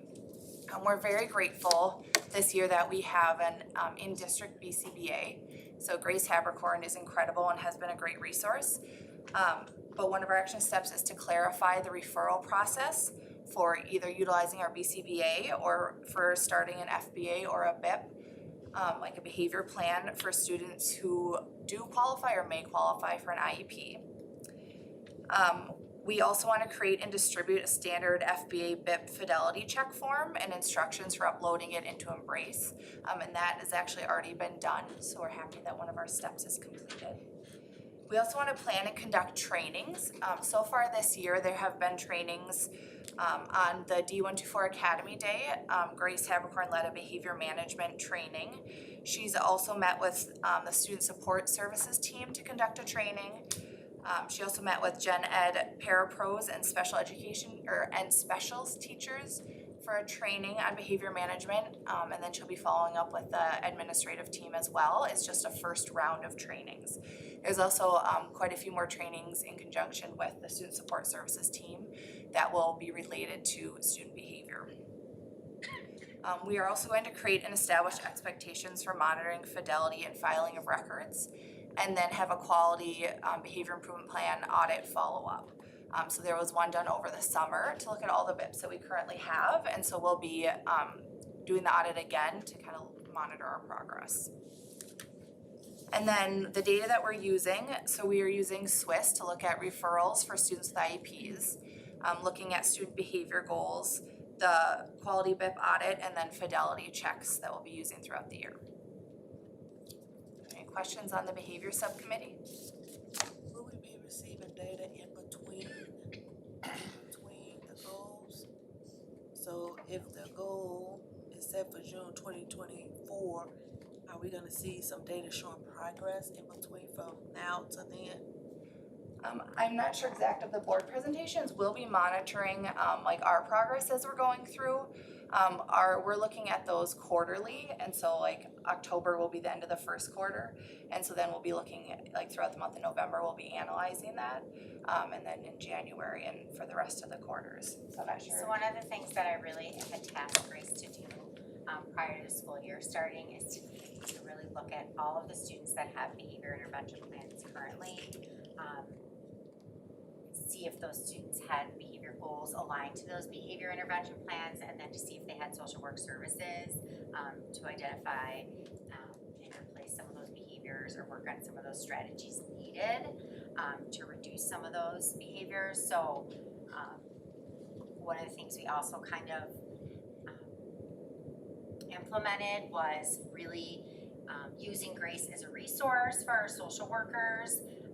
Whether it's an annual review or an initial or a reevaluation for those students, really getting her involved and supporting Jen and teachers, special ed teachers, and the social workers in really, re-looking at the functions of behaviors, making sure those behavior plans are still addressing the target behaviors and the goals are, appropriate. I think that's one of the reasons why we really had to streamline some of that.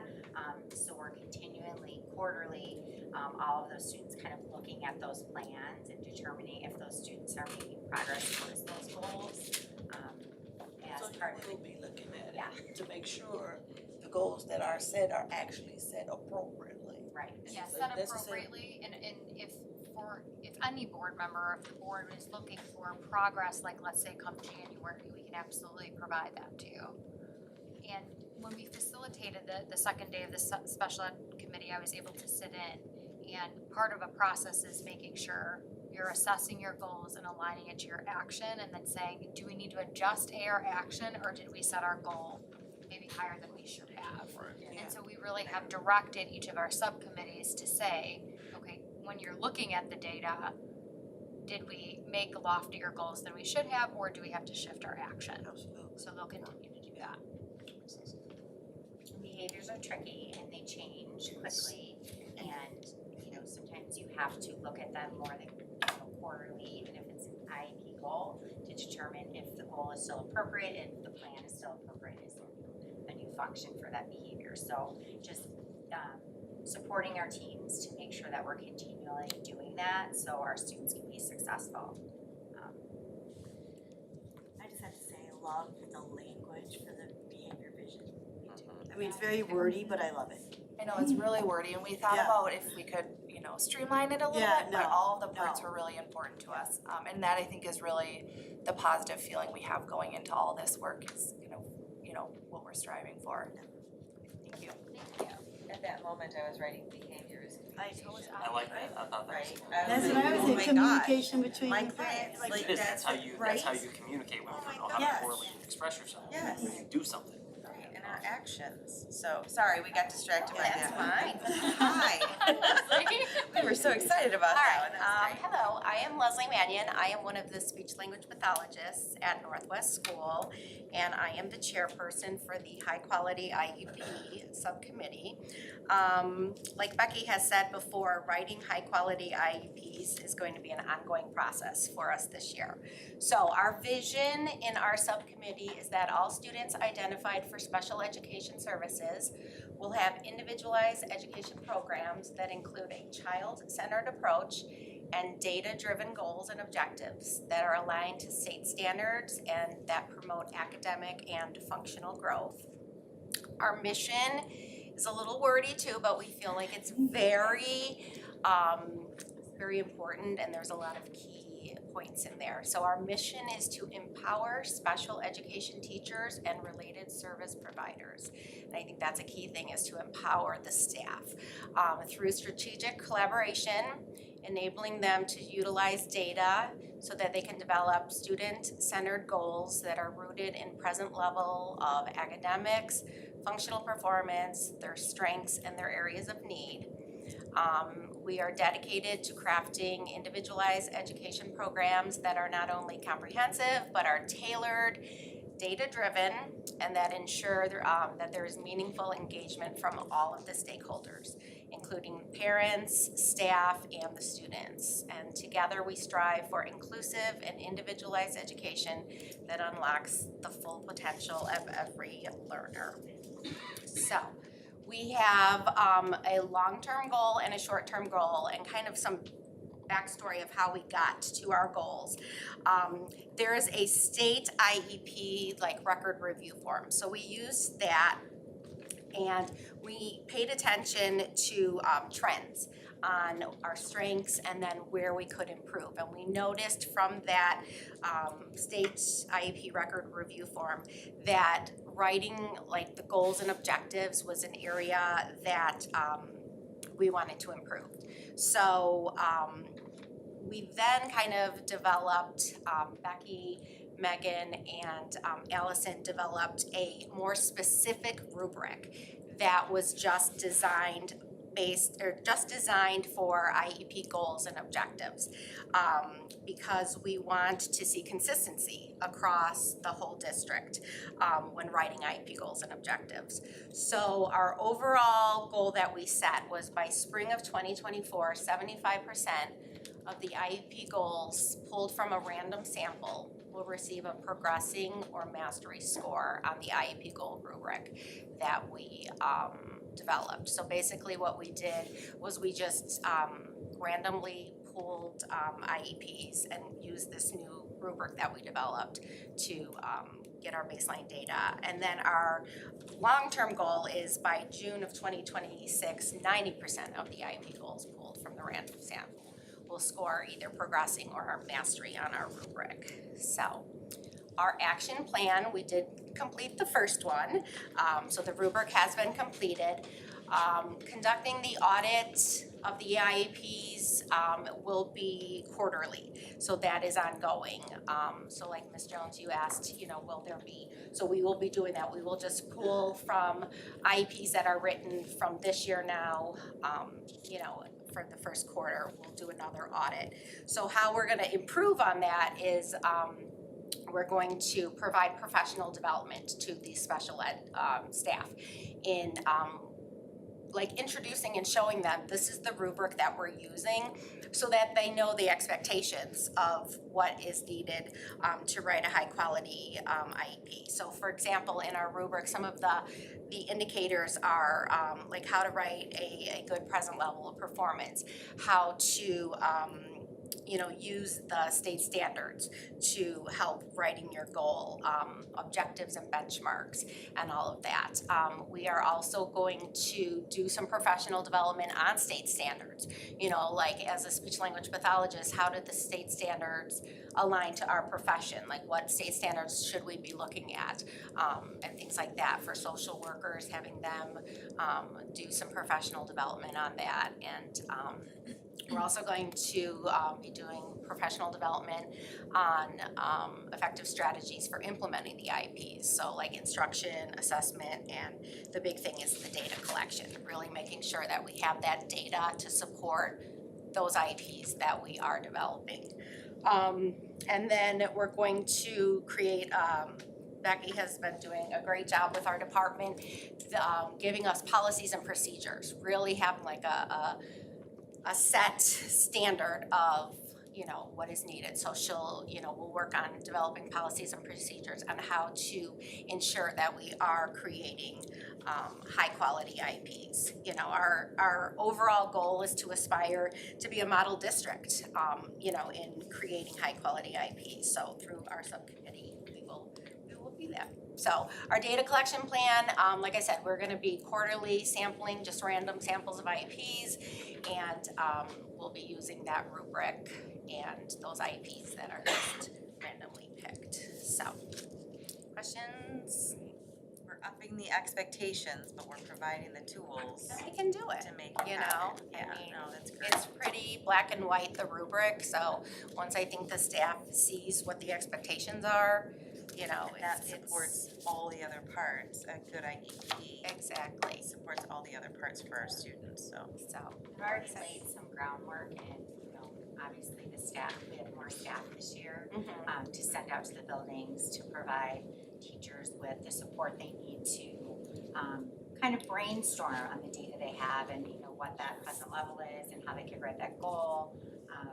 But we've also planned for a next school improvement day to kind of really train our staff on that rubric and asking them to bring some data on their kids, really use that data and that rubric, and talking it through with colleagues and obviously us as district office facilitating that. So I think that's how we learn best and make those changes. So I'm excited to kind of get moving on that so we can do those audits and see what the benefits are and what those IEPs look like, those goals and objectives. So we're excited about that. And last but not least, Cindy Roman will be presenting on the least restrictive environment subcommittee. thank you. I'm one of the school psychologists. I work in the South buildings, and I am on the least restrictive environment committee. And least restrictive environment, if you don't know, it's one of the terms used in defining a student's programming or placement within a special education program. The goal is always to have students in general education as much as possible. So you're looking for the least amount of special education supports in order to have them be successful. And some students' least restrictive environment is almost all in gen ed, a little bit of pull-out services or related services, or some other students' least restrictive environment is 100% in the special education setting, because that is what is needed to meet their needs, and then a range in between that. Our vision for this group is that our district will be a place where all staff feel comfortable providing students with appropriate individualized programming in order for our LRE to more closely align with state proportions.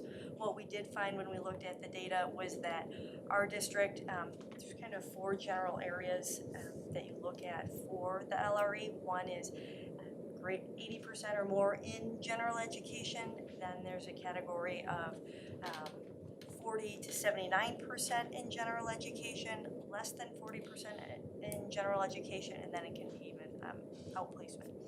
And we found that our 40 to 79% and less than 40% was flip-flop from the state.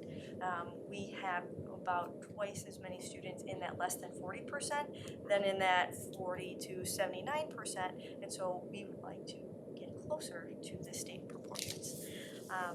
So the mission is to increase staff capacity by providing appropriate training for staff and administration, being intentional and planning for collaboration time and learning walks, scheduling in a manner that allows for maximal inclusion opportunities, and having thoughtful, individualized conversations about increasing the LRE at every IEP meeting. That conversation happens at every meeting. We just want to have it increase the capacity of staff to be able to talk about it more explicitly, and having parents be more comfortable with the conversations. So it is something that already happens. We just want to do better at it. So our goal, our short-term goal, is by June of 2024, 5% of students in the less than 40% LRE will increase the percentage of time in general education. I know it's a small number, however, our students, there are a number of students, and there's a lot of factors that go into being able to include students more in general education in a meaningful way, and we're recognizing that it's a very broad global commitment to do. So we do have a bigger goal for more longer term as we make smaller changes along the way, so that by June 2026, the percentage of students in the general education setting of less than 40% will decrease from 27% to 20%. We want to start slowly moving closer to that state percentage. So some of the things we want to do is share the goal and reason behind the goal with all staff. This is something we're talking to the principals about doing that at the upcoming staff meetings. Increasing awareness of the achievement benefits of more inclusive practices. That will be part of that presentation to staff, because I don't think everybody is aware of how beneficial that is for all students. Exploring different options for discovering more options about LRE. Potentially developing a flow chart to assist in the decision making for LRE. Part of that is, we have new curriculum, so we need to figure out new ways to have students go in and out of the new curriculum. It's new to everybody. So learning ways that we can do that for students. And then increasing staff knowledge of placement of learners with disabilities in the LRE. So some of the data collection plan, we are going to be having an inclusion survey sent out. One was done in the spring, but it was quite, towards the end of the year. We want to do one more again this fall, and then after some more of our presentations, do it again in the spring to see where people's comfort level is, their understanding is, and so that way from the information that we get back, what information do staff want? What information do they need so they could feel more comfortable with that situation? I know from my perspective, if I went to school to be a general education teacher, that's what I went to school with. That was my goal, and now being asked to support more diverse students, they just, not that they don't want to, they may not feel comfortable in the skills that they have. So we want to be able to say, what do you feel comfortable with? What don't you feel comfortable with? So that way we can get those tools into teachers' hands. And then we're also going to be collecting data from Embrace, our IEP database, or just from the teachers, the special education teachers themselves, about the current percentages of students that are in those less than 40% categories. And then over the course of the year, just measure, hey, here's their percent in special education right now. Does the special education part decrease, therefore the general education part increase? So that's how we'll be measuring our success on that part. Questions? I saw the 5% goal for the end of this year, and I guess logistically, I'm thinking like, schedules are already set. Right. Like, so is this gonna be based on like future IEPs that are had this year where student schedules might be modified to reduce the number of minutes? Yes. Okay, alright, cause I was just wondering, I was like, how are we gonna get this goal? Yeah, When it started off, you know what I mean? I feel like that's one of those goals where it's like having a 1-year goal when the year started. Seems like it could be difficult to like move that meter anywhere. And it might be, and that's what we'll find out as we have more IEP meetings as we go along through the year. So we'll be even looking for those smaller parts. And again, I think the difficulty with having new curriculum too, where general ed teachers don't know where it would be appropriate. So we're going to try as best we can to find that and find that space and that time.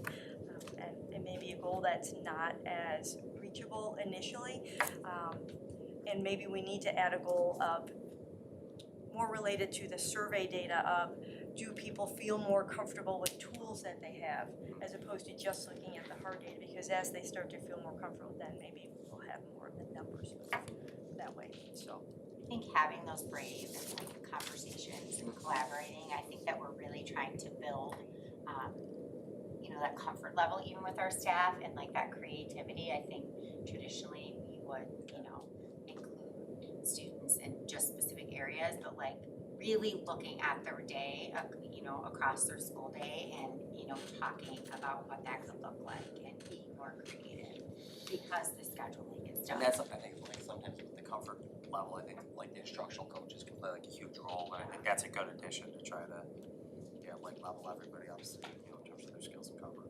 Cool. So Cindy, how long have you been in the district? I believe my son is 18, so he'll be 19, so I think it's the start of my 18th year. Okay, and can I put you on the spot and ask a question? Sure. So what did you think about the committee work that we've started? I thought it was amazing. I'm super overwhelmed, especially by this committee. It terrifies me because of all the things that are encompassing it. Schedules are already set, curriculum is new. Some people just hear the word inclusion and are terrified by it because our teachers want to be successful. They want to teach our students. They want our students to be successful. And so when you don't feel like you can do that, you're going to back away. I can't do that well. So in that way, it's overwhelming just seeing the number of different challenges, and this is just my committee. But I'm so excited that we're looking at it, that we really want to not just go through cookie cutter, okay, A, B, C, this is what we've always done, this is easy to do, let's go along. And everybody that I've interacted with on the committees and subcommittees are so passionate about it. They want our special education students to be successful. They want them to grow more and do more. So that part, I'm just thrilled about it. Thank you so much. Thanks. I feel like I'm gonna get like a little tear. And thanks for playing along. Once we put you on the spot like that, so no, that was thank you Does so anyone have much. any questions? That's a lot. Yeah, it's a lot of work. It's a lot of work. And I think it's a reminder that it is a 3-year plan. So we will continue to assess, reassess, and meet with our subcommittees, ensure they're on the right track. I've requested that Becky aligns her goals as well to the committee, and I think that's essential that we're all on the same page. And I think you all know that those goals are also a part of my progress, and it's essential that we are really striving towards inclusion and understanding why inclusion is so important for the district. Yeah, I definitely feel like as lofty as a lot of these things look, like we're really aligning even like our high quality tier 1, our DEI work, like it's all working together, so it's more reasonable. Thank you. Thank you. Amazing. All right, of course, we cannot forget Miss Patricia Roberts. Hello. Almost forgot it was me. Hi, everybody. Yeah. Okay, our substitutes. So, I started the school year last year, and one of the first things we did was this big job fair for the substitutes, and it gave us such momentum. We had really good coverage last school year for our substitutes, and we want to keep that going. And so one of the things, or a few of the things we've done to really be intentional with our substitutes is first, with the new sub-orientation that we did for this school year, like Christina mentioned, we created a new substitute handbook or guidebook with encompassing all the information that we originally had like in individual papers. We just comprised it and put it all in one handbook for them to utilize. And then we brought in Grace, who was so amazing. Is Grace here today? Because one of the things I noticed we struggled with, because we brought in so many subs, is that we had brand new substitutes. And these substitutes did not have classroom management experience in any way, shape, or form. And that was obvious with some of the cases I had to deal with in the last school year as well. And so Grace came in to do one-to-one training about classroom management, and that's a segue into this substitute shadowing that I've implemented as well to help our substitutes become familiar with the classrooms. And it's not just for new subs who have never subbed, but it's also for substitutes who are sub but never substitute taught with Evergreen, to have them be familiar with our schools and with our processes and guidelines and procedures. And we just started it last week, and I reached out to all three of the candidates who just did it, and they loved it. So I'm really excited about our substitute shadowing. So what they do is they go into a classroom for a full day, and they shadow the teachers. They ask questions, they observe, and it's been pretty helpful. So that's our substitute shadowing program that we're so excited that we were able to roll out this year. And then recruitment initiatives. Woo. Yeah, we hired a good approximately 40 people for the new school year. About 30 were external, and of that, about 6 to 10 were internal moves and things of such. One of the things we are really trying to do is fill these hard to fill positions, like our science positions and like our special education positions. We did fill several of the special education positions, and I gotta give a shout out to our leaders. Our leaders are amazing. They don't waste any time, and they are very proactive in interviewing and reviewing resumes and things. But my job is to give them the candidates that they need so that they can, interview and pull in those qualified candidates. So one of the things we did with support from Jenna and Ashley, and of course our amazing marketing person, Cal, that we all probably know by now, we did a boosted post. Does anybody know what a boosted post is? Yes. I wrote down stuff to explain what this stuff is. So boosted posts are ads that, you create from existing posts on like your Facebook page or Instagram, and you do something more extravagant with it so that you can, reach more people, cast the net wide and get a lot more people interested in your positions, your schools. And so that's what we did. And we were just super excited about the numbers that we were able to get from doing those boosted posts. We did the boosted posts for paraprofessionals, and we did it for our teacher positions, all of our teacher positions. And so some of the numbers with that, like total reach. What's total reach? Total reach is the total number of people who sees your content. So the total number of people who saw content was 50,178. And then total impressions, which was 137,572. Impressions are numbers of times your content was seen on social media, right? And so this is huge. And then the total link clicks, which I was just like, ooh, this represents. That's a good number. This is a good number. This represents a measurement of the number of clicks for any given link, whether on a landing page or on your web page, Facebook. And by the way, this boosted post was done on Facebook and Instagram. And so it gave us a huge number of candidates that came to our website. And believe it or not, for our science position, special education, we interviewed. We had candidates to interview, we even made offers. And here is our external threats and challenges, and that is that we have competition. And so one of my biggest goals is to find better ways to retain the qualified people we already have in all the ways we can, because that's the only way we're going to deal with the competition. We lost several people we made offers to for science and special education because they took they had other options. So that's my biggest goal. So coming up next, we are so delighted to have our new DEI coordinator.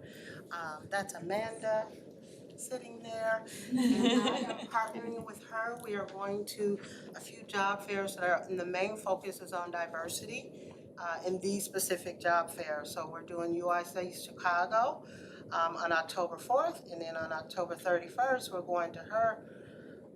That's your, right? That's your school, yeah. So we're going to Illinois State, which is in Normal, Illinois, and we have been doing some other initiatives too, so I'm really excited to partner with you on boosting our diversity.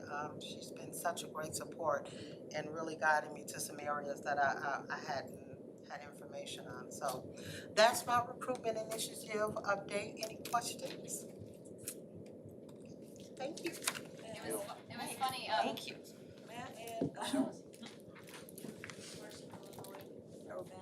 Yes, it's, Illinois University. yes, that's a very good Some one. other, further out schools. That's a very good one. Okay. Chicago State. Well, That's a closer one. Amanda has already reached out to Chicago State. We're already partnering with them to do some initiatives. We're gonna start with student teaching first, and then we're gonna move on to some other initiatives. We're even talking about going in and doing some resource trainings, just to get ourselves out there and help, connect with them. So, yeah, so Amanda's already done that. help host workshops. Huh? Help host workshops. Yeah, we're gonna do workshops, they're gonna put us to work, but we're gonna get our name and our faces, and it's gonna be great, so, real good stuff, real excited. Tricia, what about the community colleges?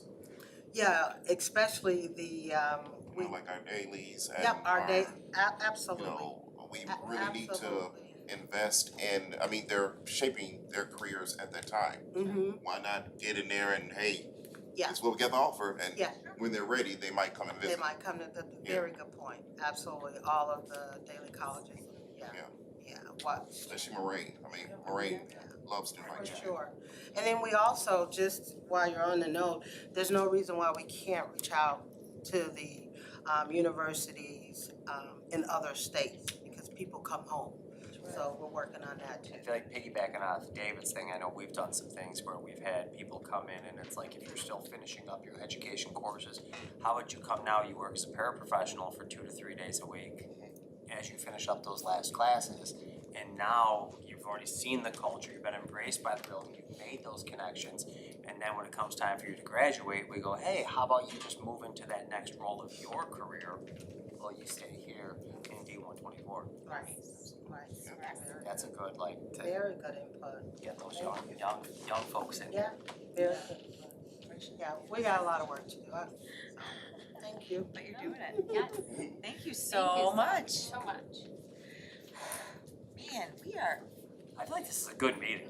so my God. a lot being done. Wow. It's a good thing I'm sitting down. You're only because- gonna ask me for vacation time soon, so. Oh my gosh. Right, And can't here's forget Eric. about the money man. Hi, Eric.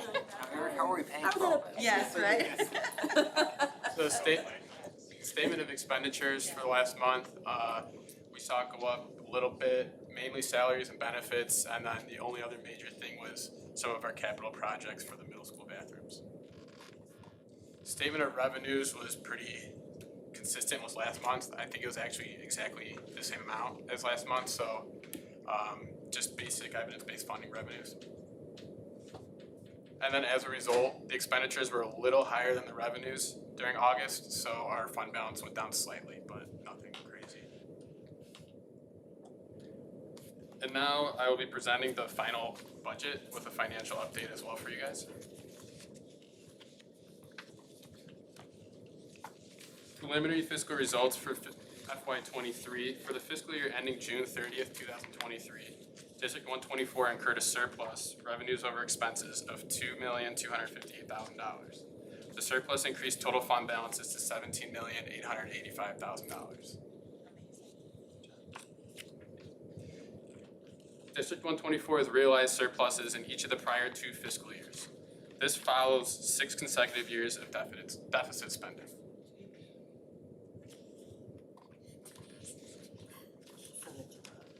Over the past 8 years, District 124 invested $7.1 million in facility improvements. Most of these expenditures occurred in fiscal years 2016, 2017, and 2023. And then this slide is just a trend of our fund balances against a 6-month reserve level that the board recommends. You can see as of 2022, we started dipping into the 6 months of reserve, which is great.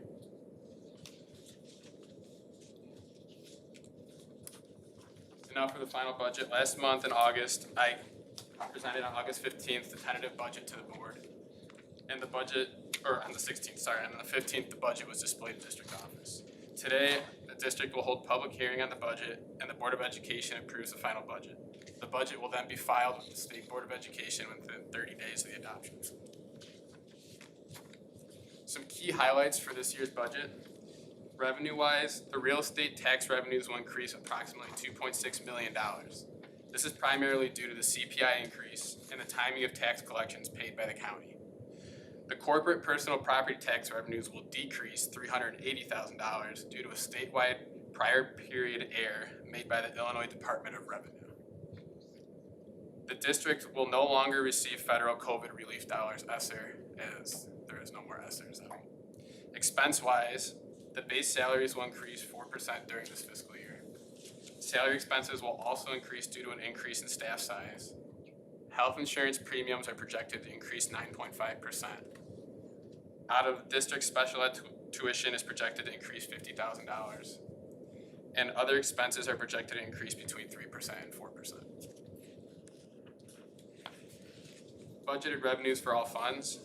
You will notice that we budgeted for $33,263,000 in revenues for this year, which is $2,354,000 more than last year.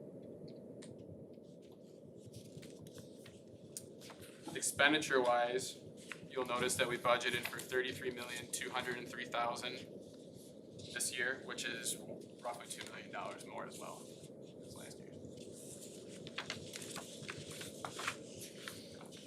A breakdown of this fiscal year's budget by fund, you'll see that the beginning balance would be $17,855,000 with revenues of $33,263,000, going as expenditures of $33,204,000, which will create an ending balance, a projected ending balance of $17,914,000. And the final budget reflects an all-fund surplus of $59,000, which would cause fund balances to increase. Sorry, I forgot to change the second number. The budgeted non-capital surplus for fiscal year 24 is $1,259,000. The 2016 to 2023 average surplus is $944,000, while District 124 only experienced a surplus in 3 out of those 8 fiscal years.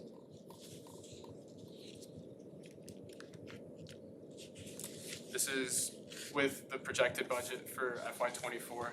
This is the fund balance against the months reserves. And in the white boxes, you'll notice the projected total months. That's the end of the presentation. Any questions? One. Does the numbers here, do they reflect, I'm gonna go ahead and say the bad word, the revenue that's going to come from the TIF in the beginning of the year, or that's not included in here? It is not included. It is not included because And that's because we don't know. we don't know if it'll come, it could come in June, it could come in July, and it just don't.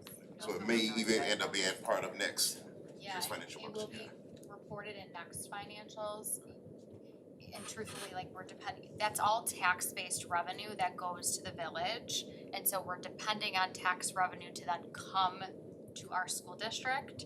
And that's not projectable, it's not predictable. Gotcha. And so when you're building a budget, and Eric did ask me, he's like, should I put it in, should I not put it in? And we had long conversations about it, and we'd rather write a budget without that additional revenue and have it be a cushion. Yes. As opposed to say, it didn't come in and now we're relying on it. Especially with the delay in the state payments recently, it's been pretty delayed.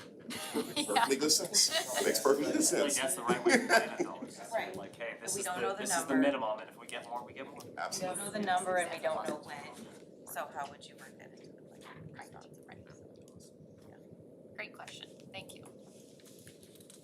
Any other questions? Thank you so much, Erin. Thanks, guys. So, moving on, we are opening the floor for a public hearing regarding the fiscal year '24 budget. Sonia, do we have any green sheets?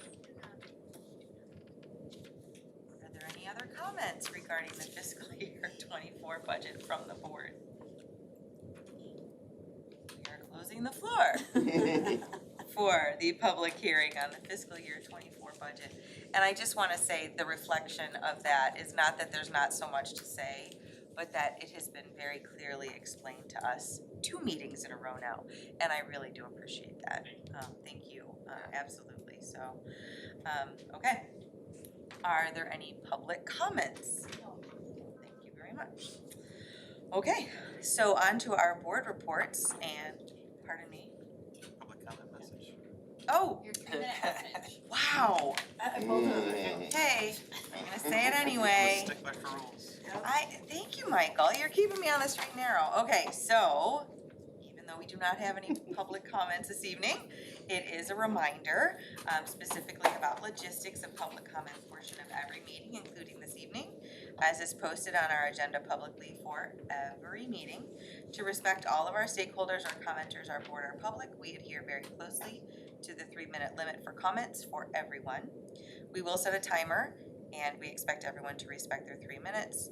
In addition, we do not respond to public comments at board meetings, but we do hear them. We respect, we listen to, and we take into account all of the community members' concerns. And if there are specific questions that we can follow up on, we try to do that within a timely manner. Good job. Thank you. Awesome. I'm gonna give you your own copy. And then, if ever I have to miss a meeting, my vice president will be ready.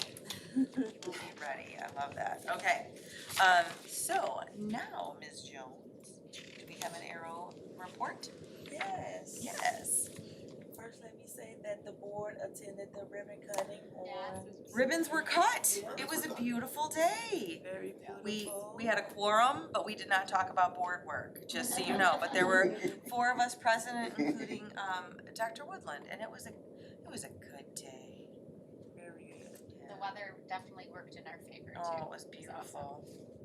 And everything was really, really nice, and especially the life skills room. I loved that room. That was That's my my favorite. best part of It's a little the apartment. tour.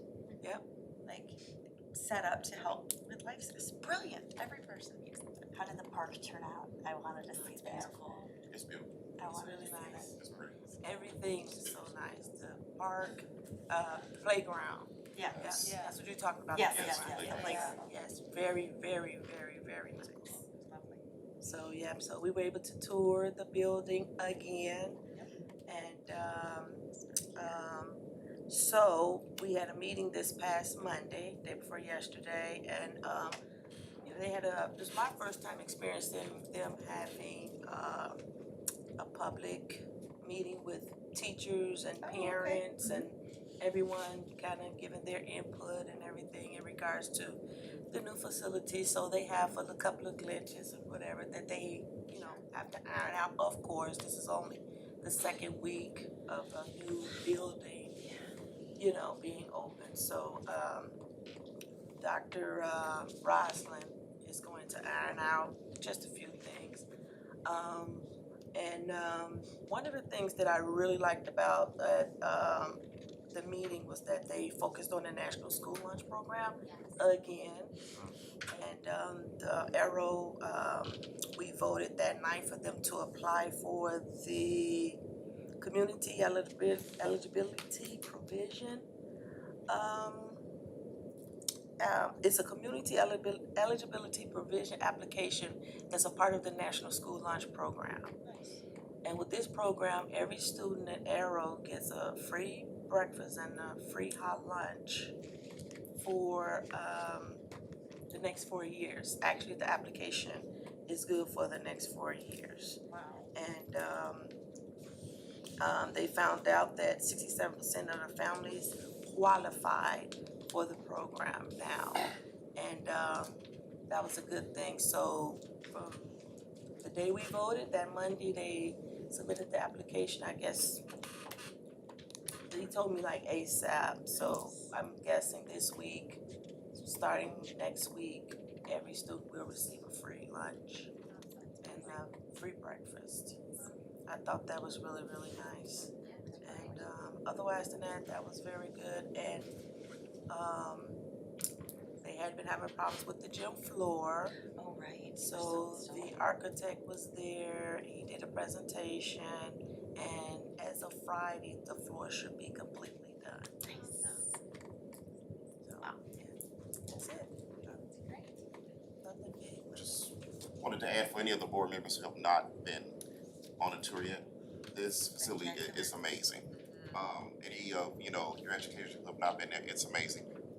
As a father of a child who has special needs, you kind of like see the things as you're walking through the school of what's needed and what's not, and how they really paid attention to detail. They created what we call quiet rooms. I don't know what the official name is, but you know, when the child needs to de-escalate, decompress, or whatever it is, it's not like they made a room inside the classroom where you could just put them in. No, it's outside of the classroom. It's across. It doesn't have a door, so they don't feel confined or restricted or anything. And they set like mood lighting in it, but they didn't put like just red or blue. You could turn it to red, blue, green, yellow, whatever the child is responding to at that time. So they can pull themselves back together and then go back and stay reinsert inside the classroom. That's just the attention to detail that they did in this building. It is like totally amazing. It really is. Definitely in the state of Illinois and maybe The whole United in the States. US. I've never seen anything like this. It's remarkable. So Leggett, the architect who worked on the particular project, will go for a particular award that they submit for through the state of Illinois to be deemed as one of the only buildings that has certain features that align to students with inclusion and or special education disabilities. So they're looking for a state-of-the-art award that would be solidified that they would win in the whole United States. It's pretty impressive to think that it's also 15 minutes from us, and that our kids have And our access to students it. get to take advantage of that, absolutely, that they reap the benefits. It's amazing. Awesome. I like the fun stuff, the groundbreaking and the ribbon cutting. It was a good day. It was a lot of, I was looking for Mary, like she was there, and that was her moment to shine as well, because so much of her work has been in her work on the board. Okay. So the district review team report is that there was no district review team meeting this week. Okay, and I don't just want to say that. I want to walk through the process for all of the board and anybody here too, because it's a new school year. So each of our 5 buildings has a building review team, so BERT, because you know we love our acronyms. And that team meets monthly. Anybody in the building can add items to the agenda, celebrations, challenges that they faced, or things that they've identified as needing fixed or improved upon. And so BERT gets together and problem solves for those challenges that have come up. However, if there's something that happens at the building level that they're unable to remedy, or if they have recognized a challenge that every building might be facing, that's how items end up on the DIRT agenda. So if it's a district level question, those are the items that are added to the DIRT meeting agenda, and so that's how that works. So we actually got an email from Julie O'Connor today that did, there were celebrations still, so I feel like I should like share that with, you know, the board when I can email that. So there were still things to celebrate, but there were no outstanding issues. Now, I want to appreciate our teachers and administrators because I am not so naive to think that everything went perfectly smoothly with back to school. Yeah, no, right? That would be ridiculous, but I do know the process, and so the challenges that came up were either handled at the building level or were handled quickly enough at the district level that they didn't make it onto the DIRT agenda. So I just wanted to give a little background on what the successes are, saying there was not a meeting this week. So yeah. Like I said, I know that challenges happened, but they've been resolved already, which is great. So It's all about open communication. absolutely. That's what we're striving towards. Yep. Oh, What was that? my good dirt. Good dirt, right? There you Bird, go. dirt, yeah, there's always some, yeah. So, next up is joint annual conference discussion. So also on the agenda, I had, Sonia put this on last week because, I received an email from a board member recently, and since we do have 3 new board members as well, I thought it would be a good opportunity to talk about conference. Triple I had to look up what the I's were. So IASB, which is the Illinois Association of School Boards, school officials, and school business officers. So IASB, IASA, and IASBO. Our joint annual conference takes place the weekend before Thanksgiving. Board members attend, and so many of our administrative team does as well. There are Friday focus workshops that we can all register for, and those have been really great. I've learned so much at those. So if I've sat across the table from Dr. Carlson and in some of those, so like it's not just board work, it's everybody's work, which is great. I personally am registered for the leadership half day and the superintendent evaluation half day session because having just stumbled through our tool again this summer, we need to make it better. Is anybody else registered for the half days, like for the Friday stuff? I am, but I don't remember. This is not me putting any, I'll just keep talking if nobody wants to raise their hand, so that's totally fine. So the point of that, like I said, is we can either sign up for 1 full day program or 2 half days. So some of them are full days and some of them are half. And all the programs for the whole weekend fall under really broad categories. So if you wanna find out more about district finance, or you wanna learn more about was for like school safety. curriculum or safety or DEI or there's always those kinds of collective bargaining, leadership, curriculum, executive search. So everything falls under those categories. So both the Friday workshops and also if you wanna like go to the sessions on Saturday that focus on those things, it's all very pretty and color coded when you get the booklet and stuff like that. It is. There is an app. It is not available yet. I checked. So, but it is really helpful when it is available, and I'm sure that they will let us know when that is. So like I said, if there's something you want to learn about, you can sign up for those. There's other things to see on Friday as well. If you are unable to get a full day of work off, I totally understand that. My boss is really lenient. Oh wait, that's me. That's you. That's me. So she's okay with it. She's all right with it. She's okay with it, but it really is a great day. And there's also things to see, even if you aren't there for the workshops. There's the vendors. They always have an amazing vendor. Oh my gosh, they have their own floor. It's amazing. And so there's always there's curricular resources, there's buses and architects and flexible seating and authors. And Denise won all the staff lunch last year or the year before. She wanted to come back this year. There you go. So there are lots of things to learn and see. Nice. And then Friday night is dinner for camaraderie and team building, and then there's more keynotes and more sessions all day on Saturday. So please consider making your plans. Your next steps are to let Sonia know what your plans are, and she can arrange your lodging and things like that. And if you want to register for one of those Friday workshops, if you aren't yet, if you are, she's very likely sent you the email, because I know I looked at mine when I was writing up my notes. And so, yeah, it's a really great experience, and if you are on the fence, please consider. And it's really great. So, other input from those who have been there prior? I just realized we're doing a great job as a board. Now, I always learn that. Whenever I go to those, I'm like, man, we are so functional. Look at us go. Yes. All these horror stories, Yes. or whatever you wanna call them, I'm like, wow, we don't really have those problems. And we get along. We like each other. You know? And look at all the amazing things that our district is doing. Truly. You can also follow, if you're looking for a specific person, like I wanna recheck in with Dr. Natalie, who facilitated she said that she was speaking.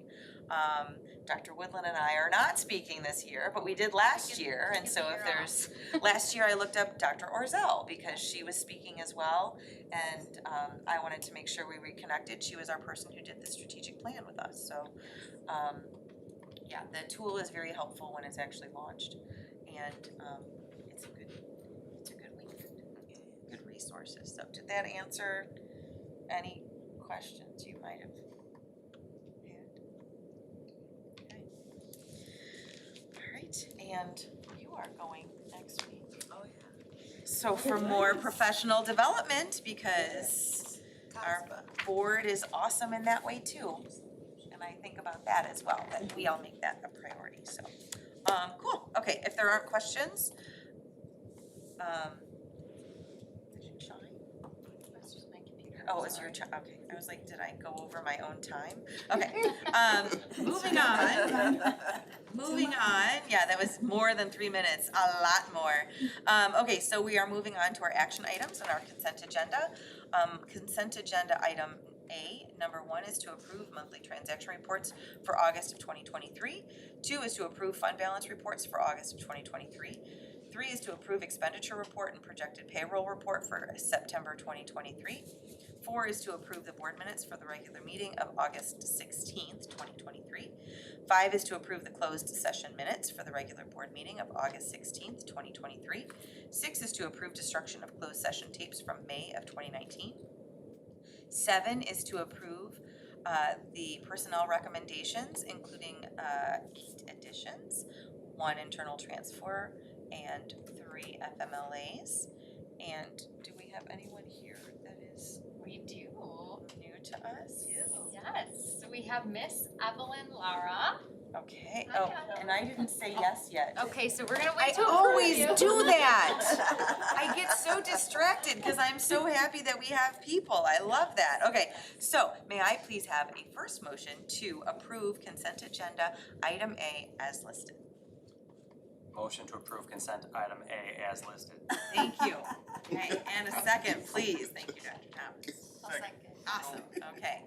So Mike and Michael, I gotcha, all right. Michael Thomas, oh, I'm sorry. No. Yes. Okay, Michael Thomas, Yes. Michael Almella, Denise Jones, yes. Rachel Merquin, Yes. David Shepherd, Yes. Lauren Dowden, Colleen Clempback. Yes. Motion passed.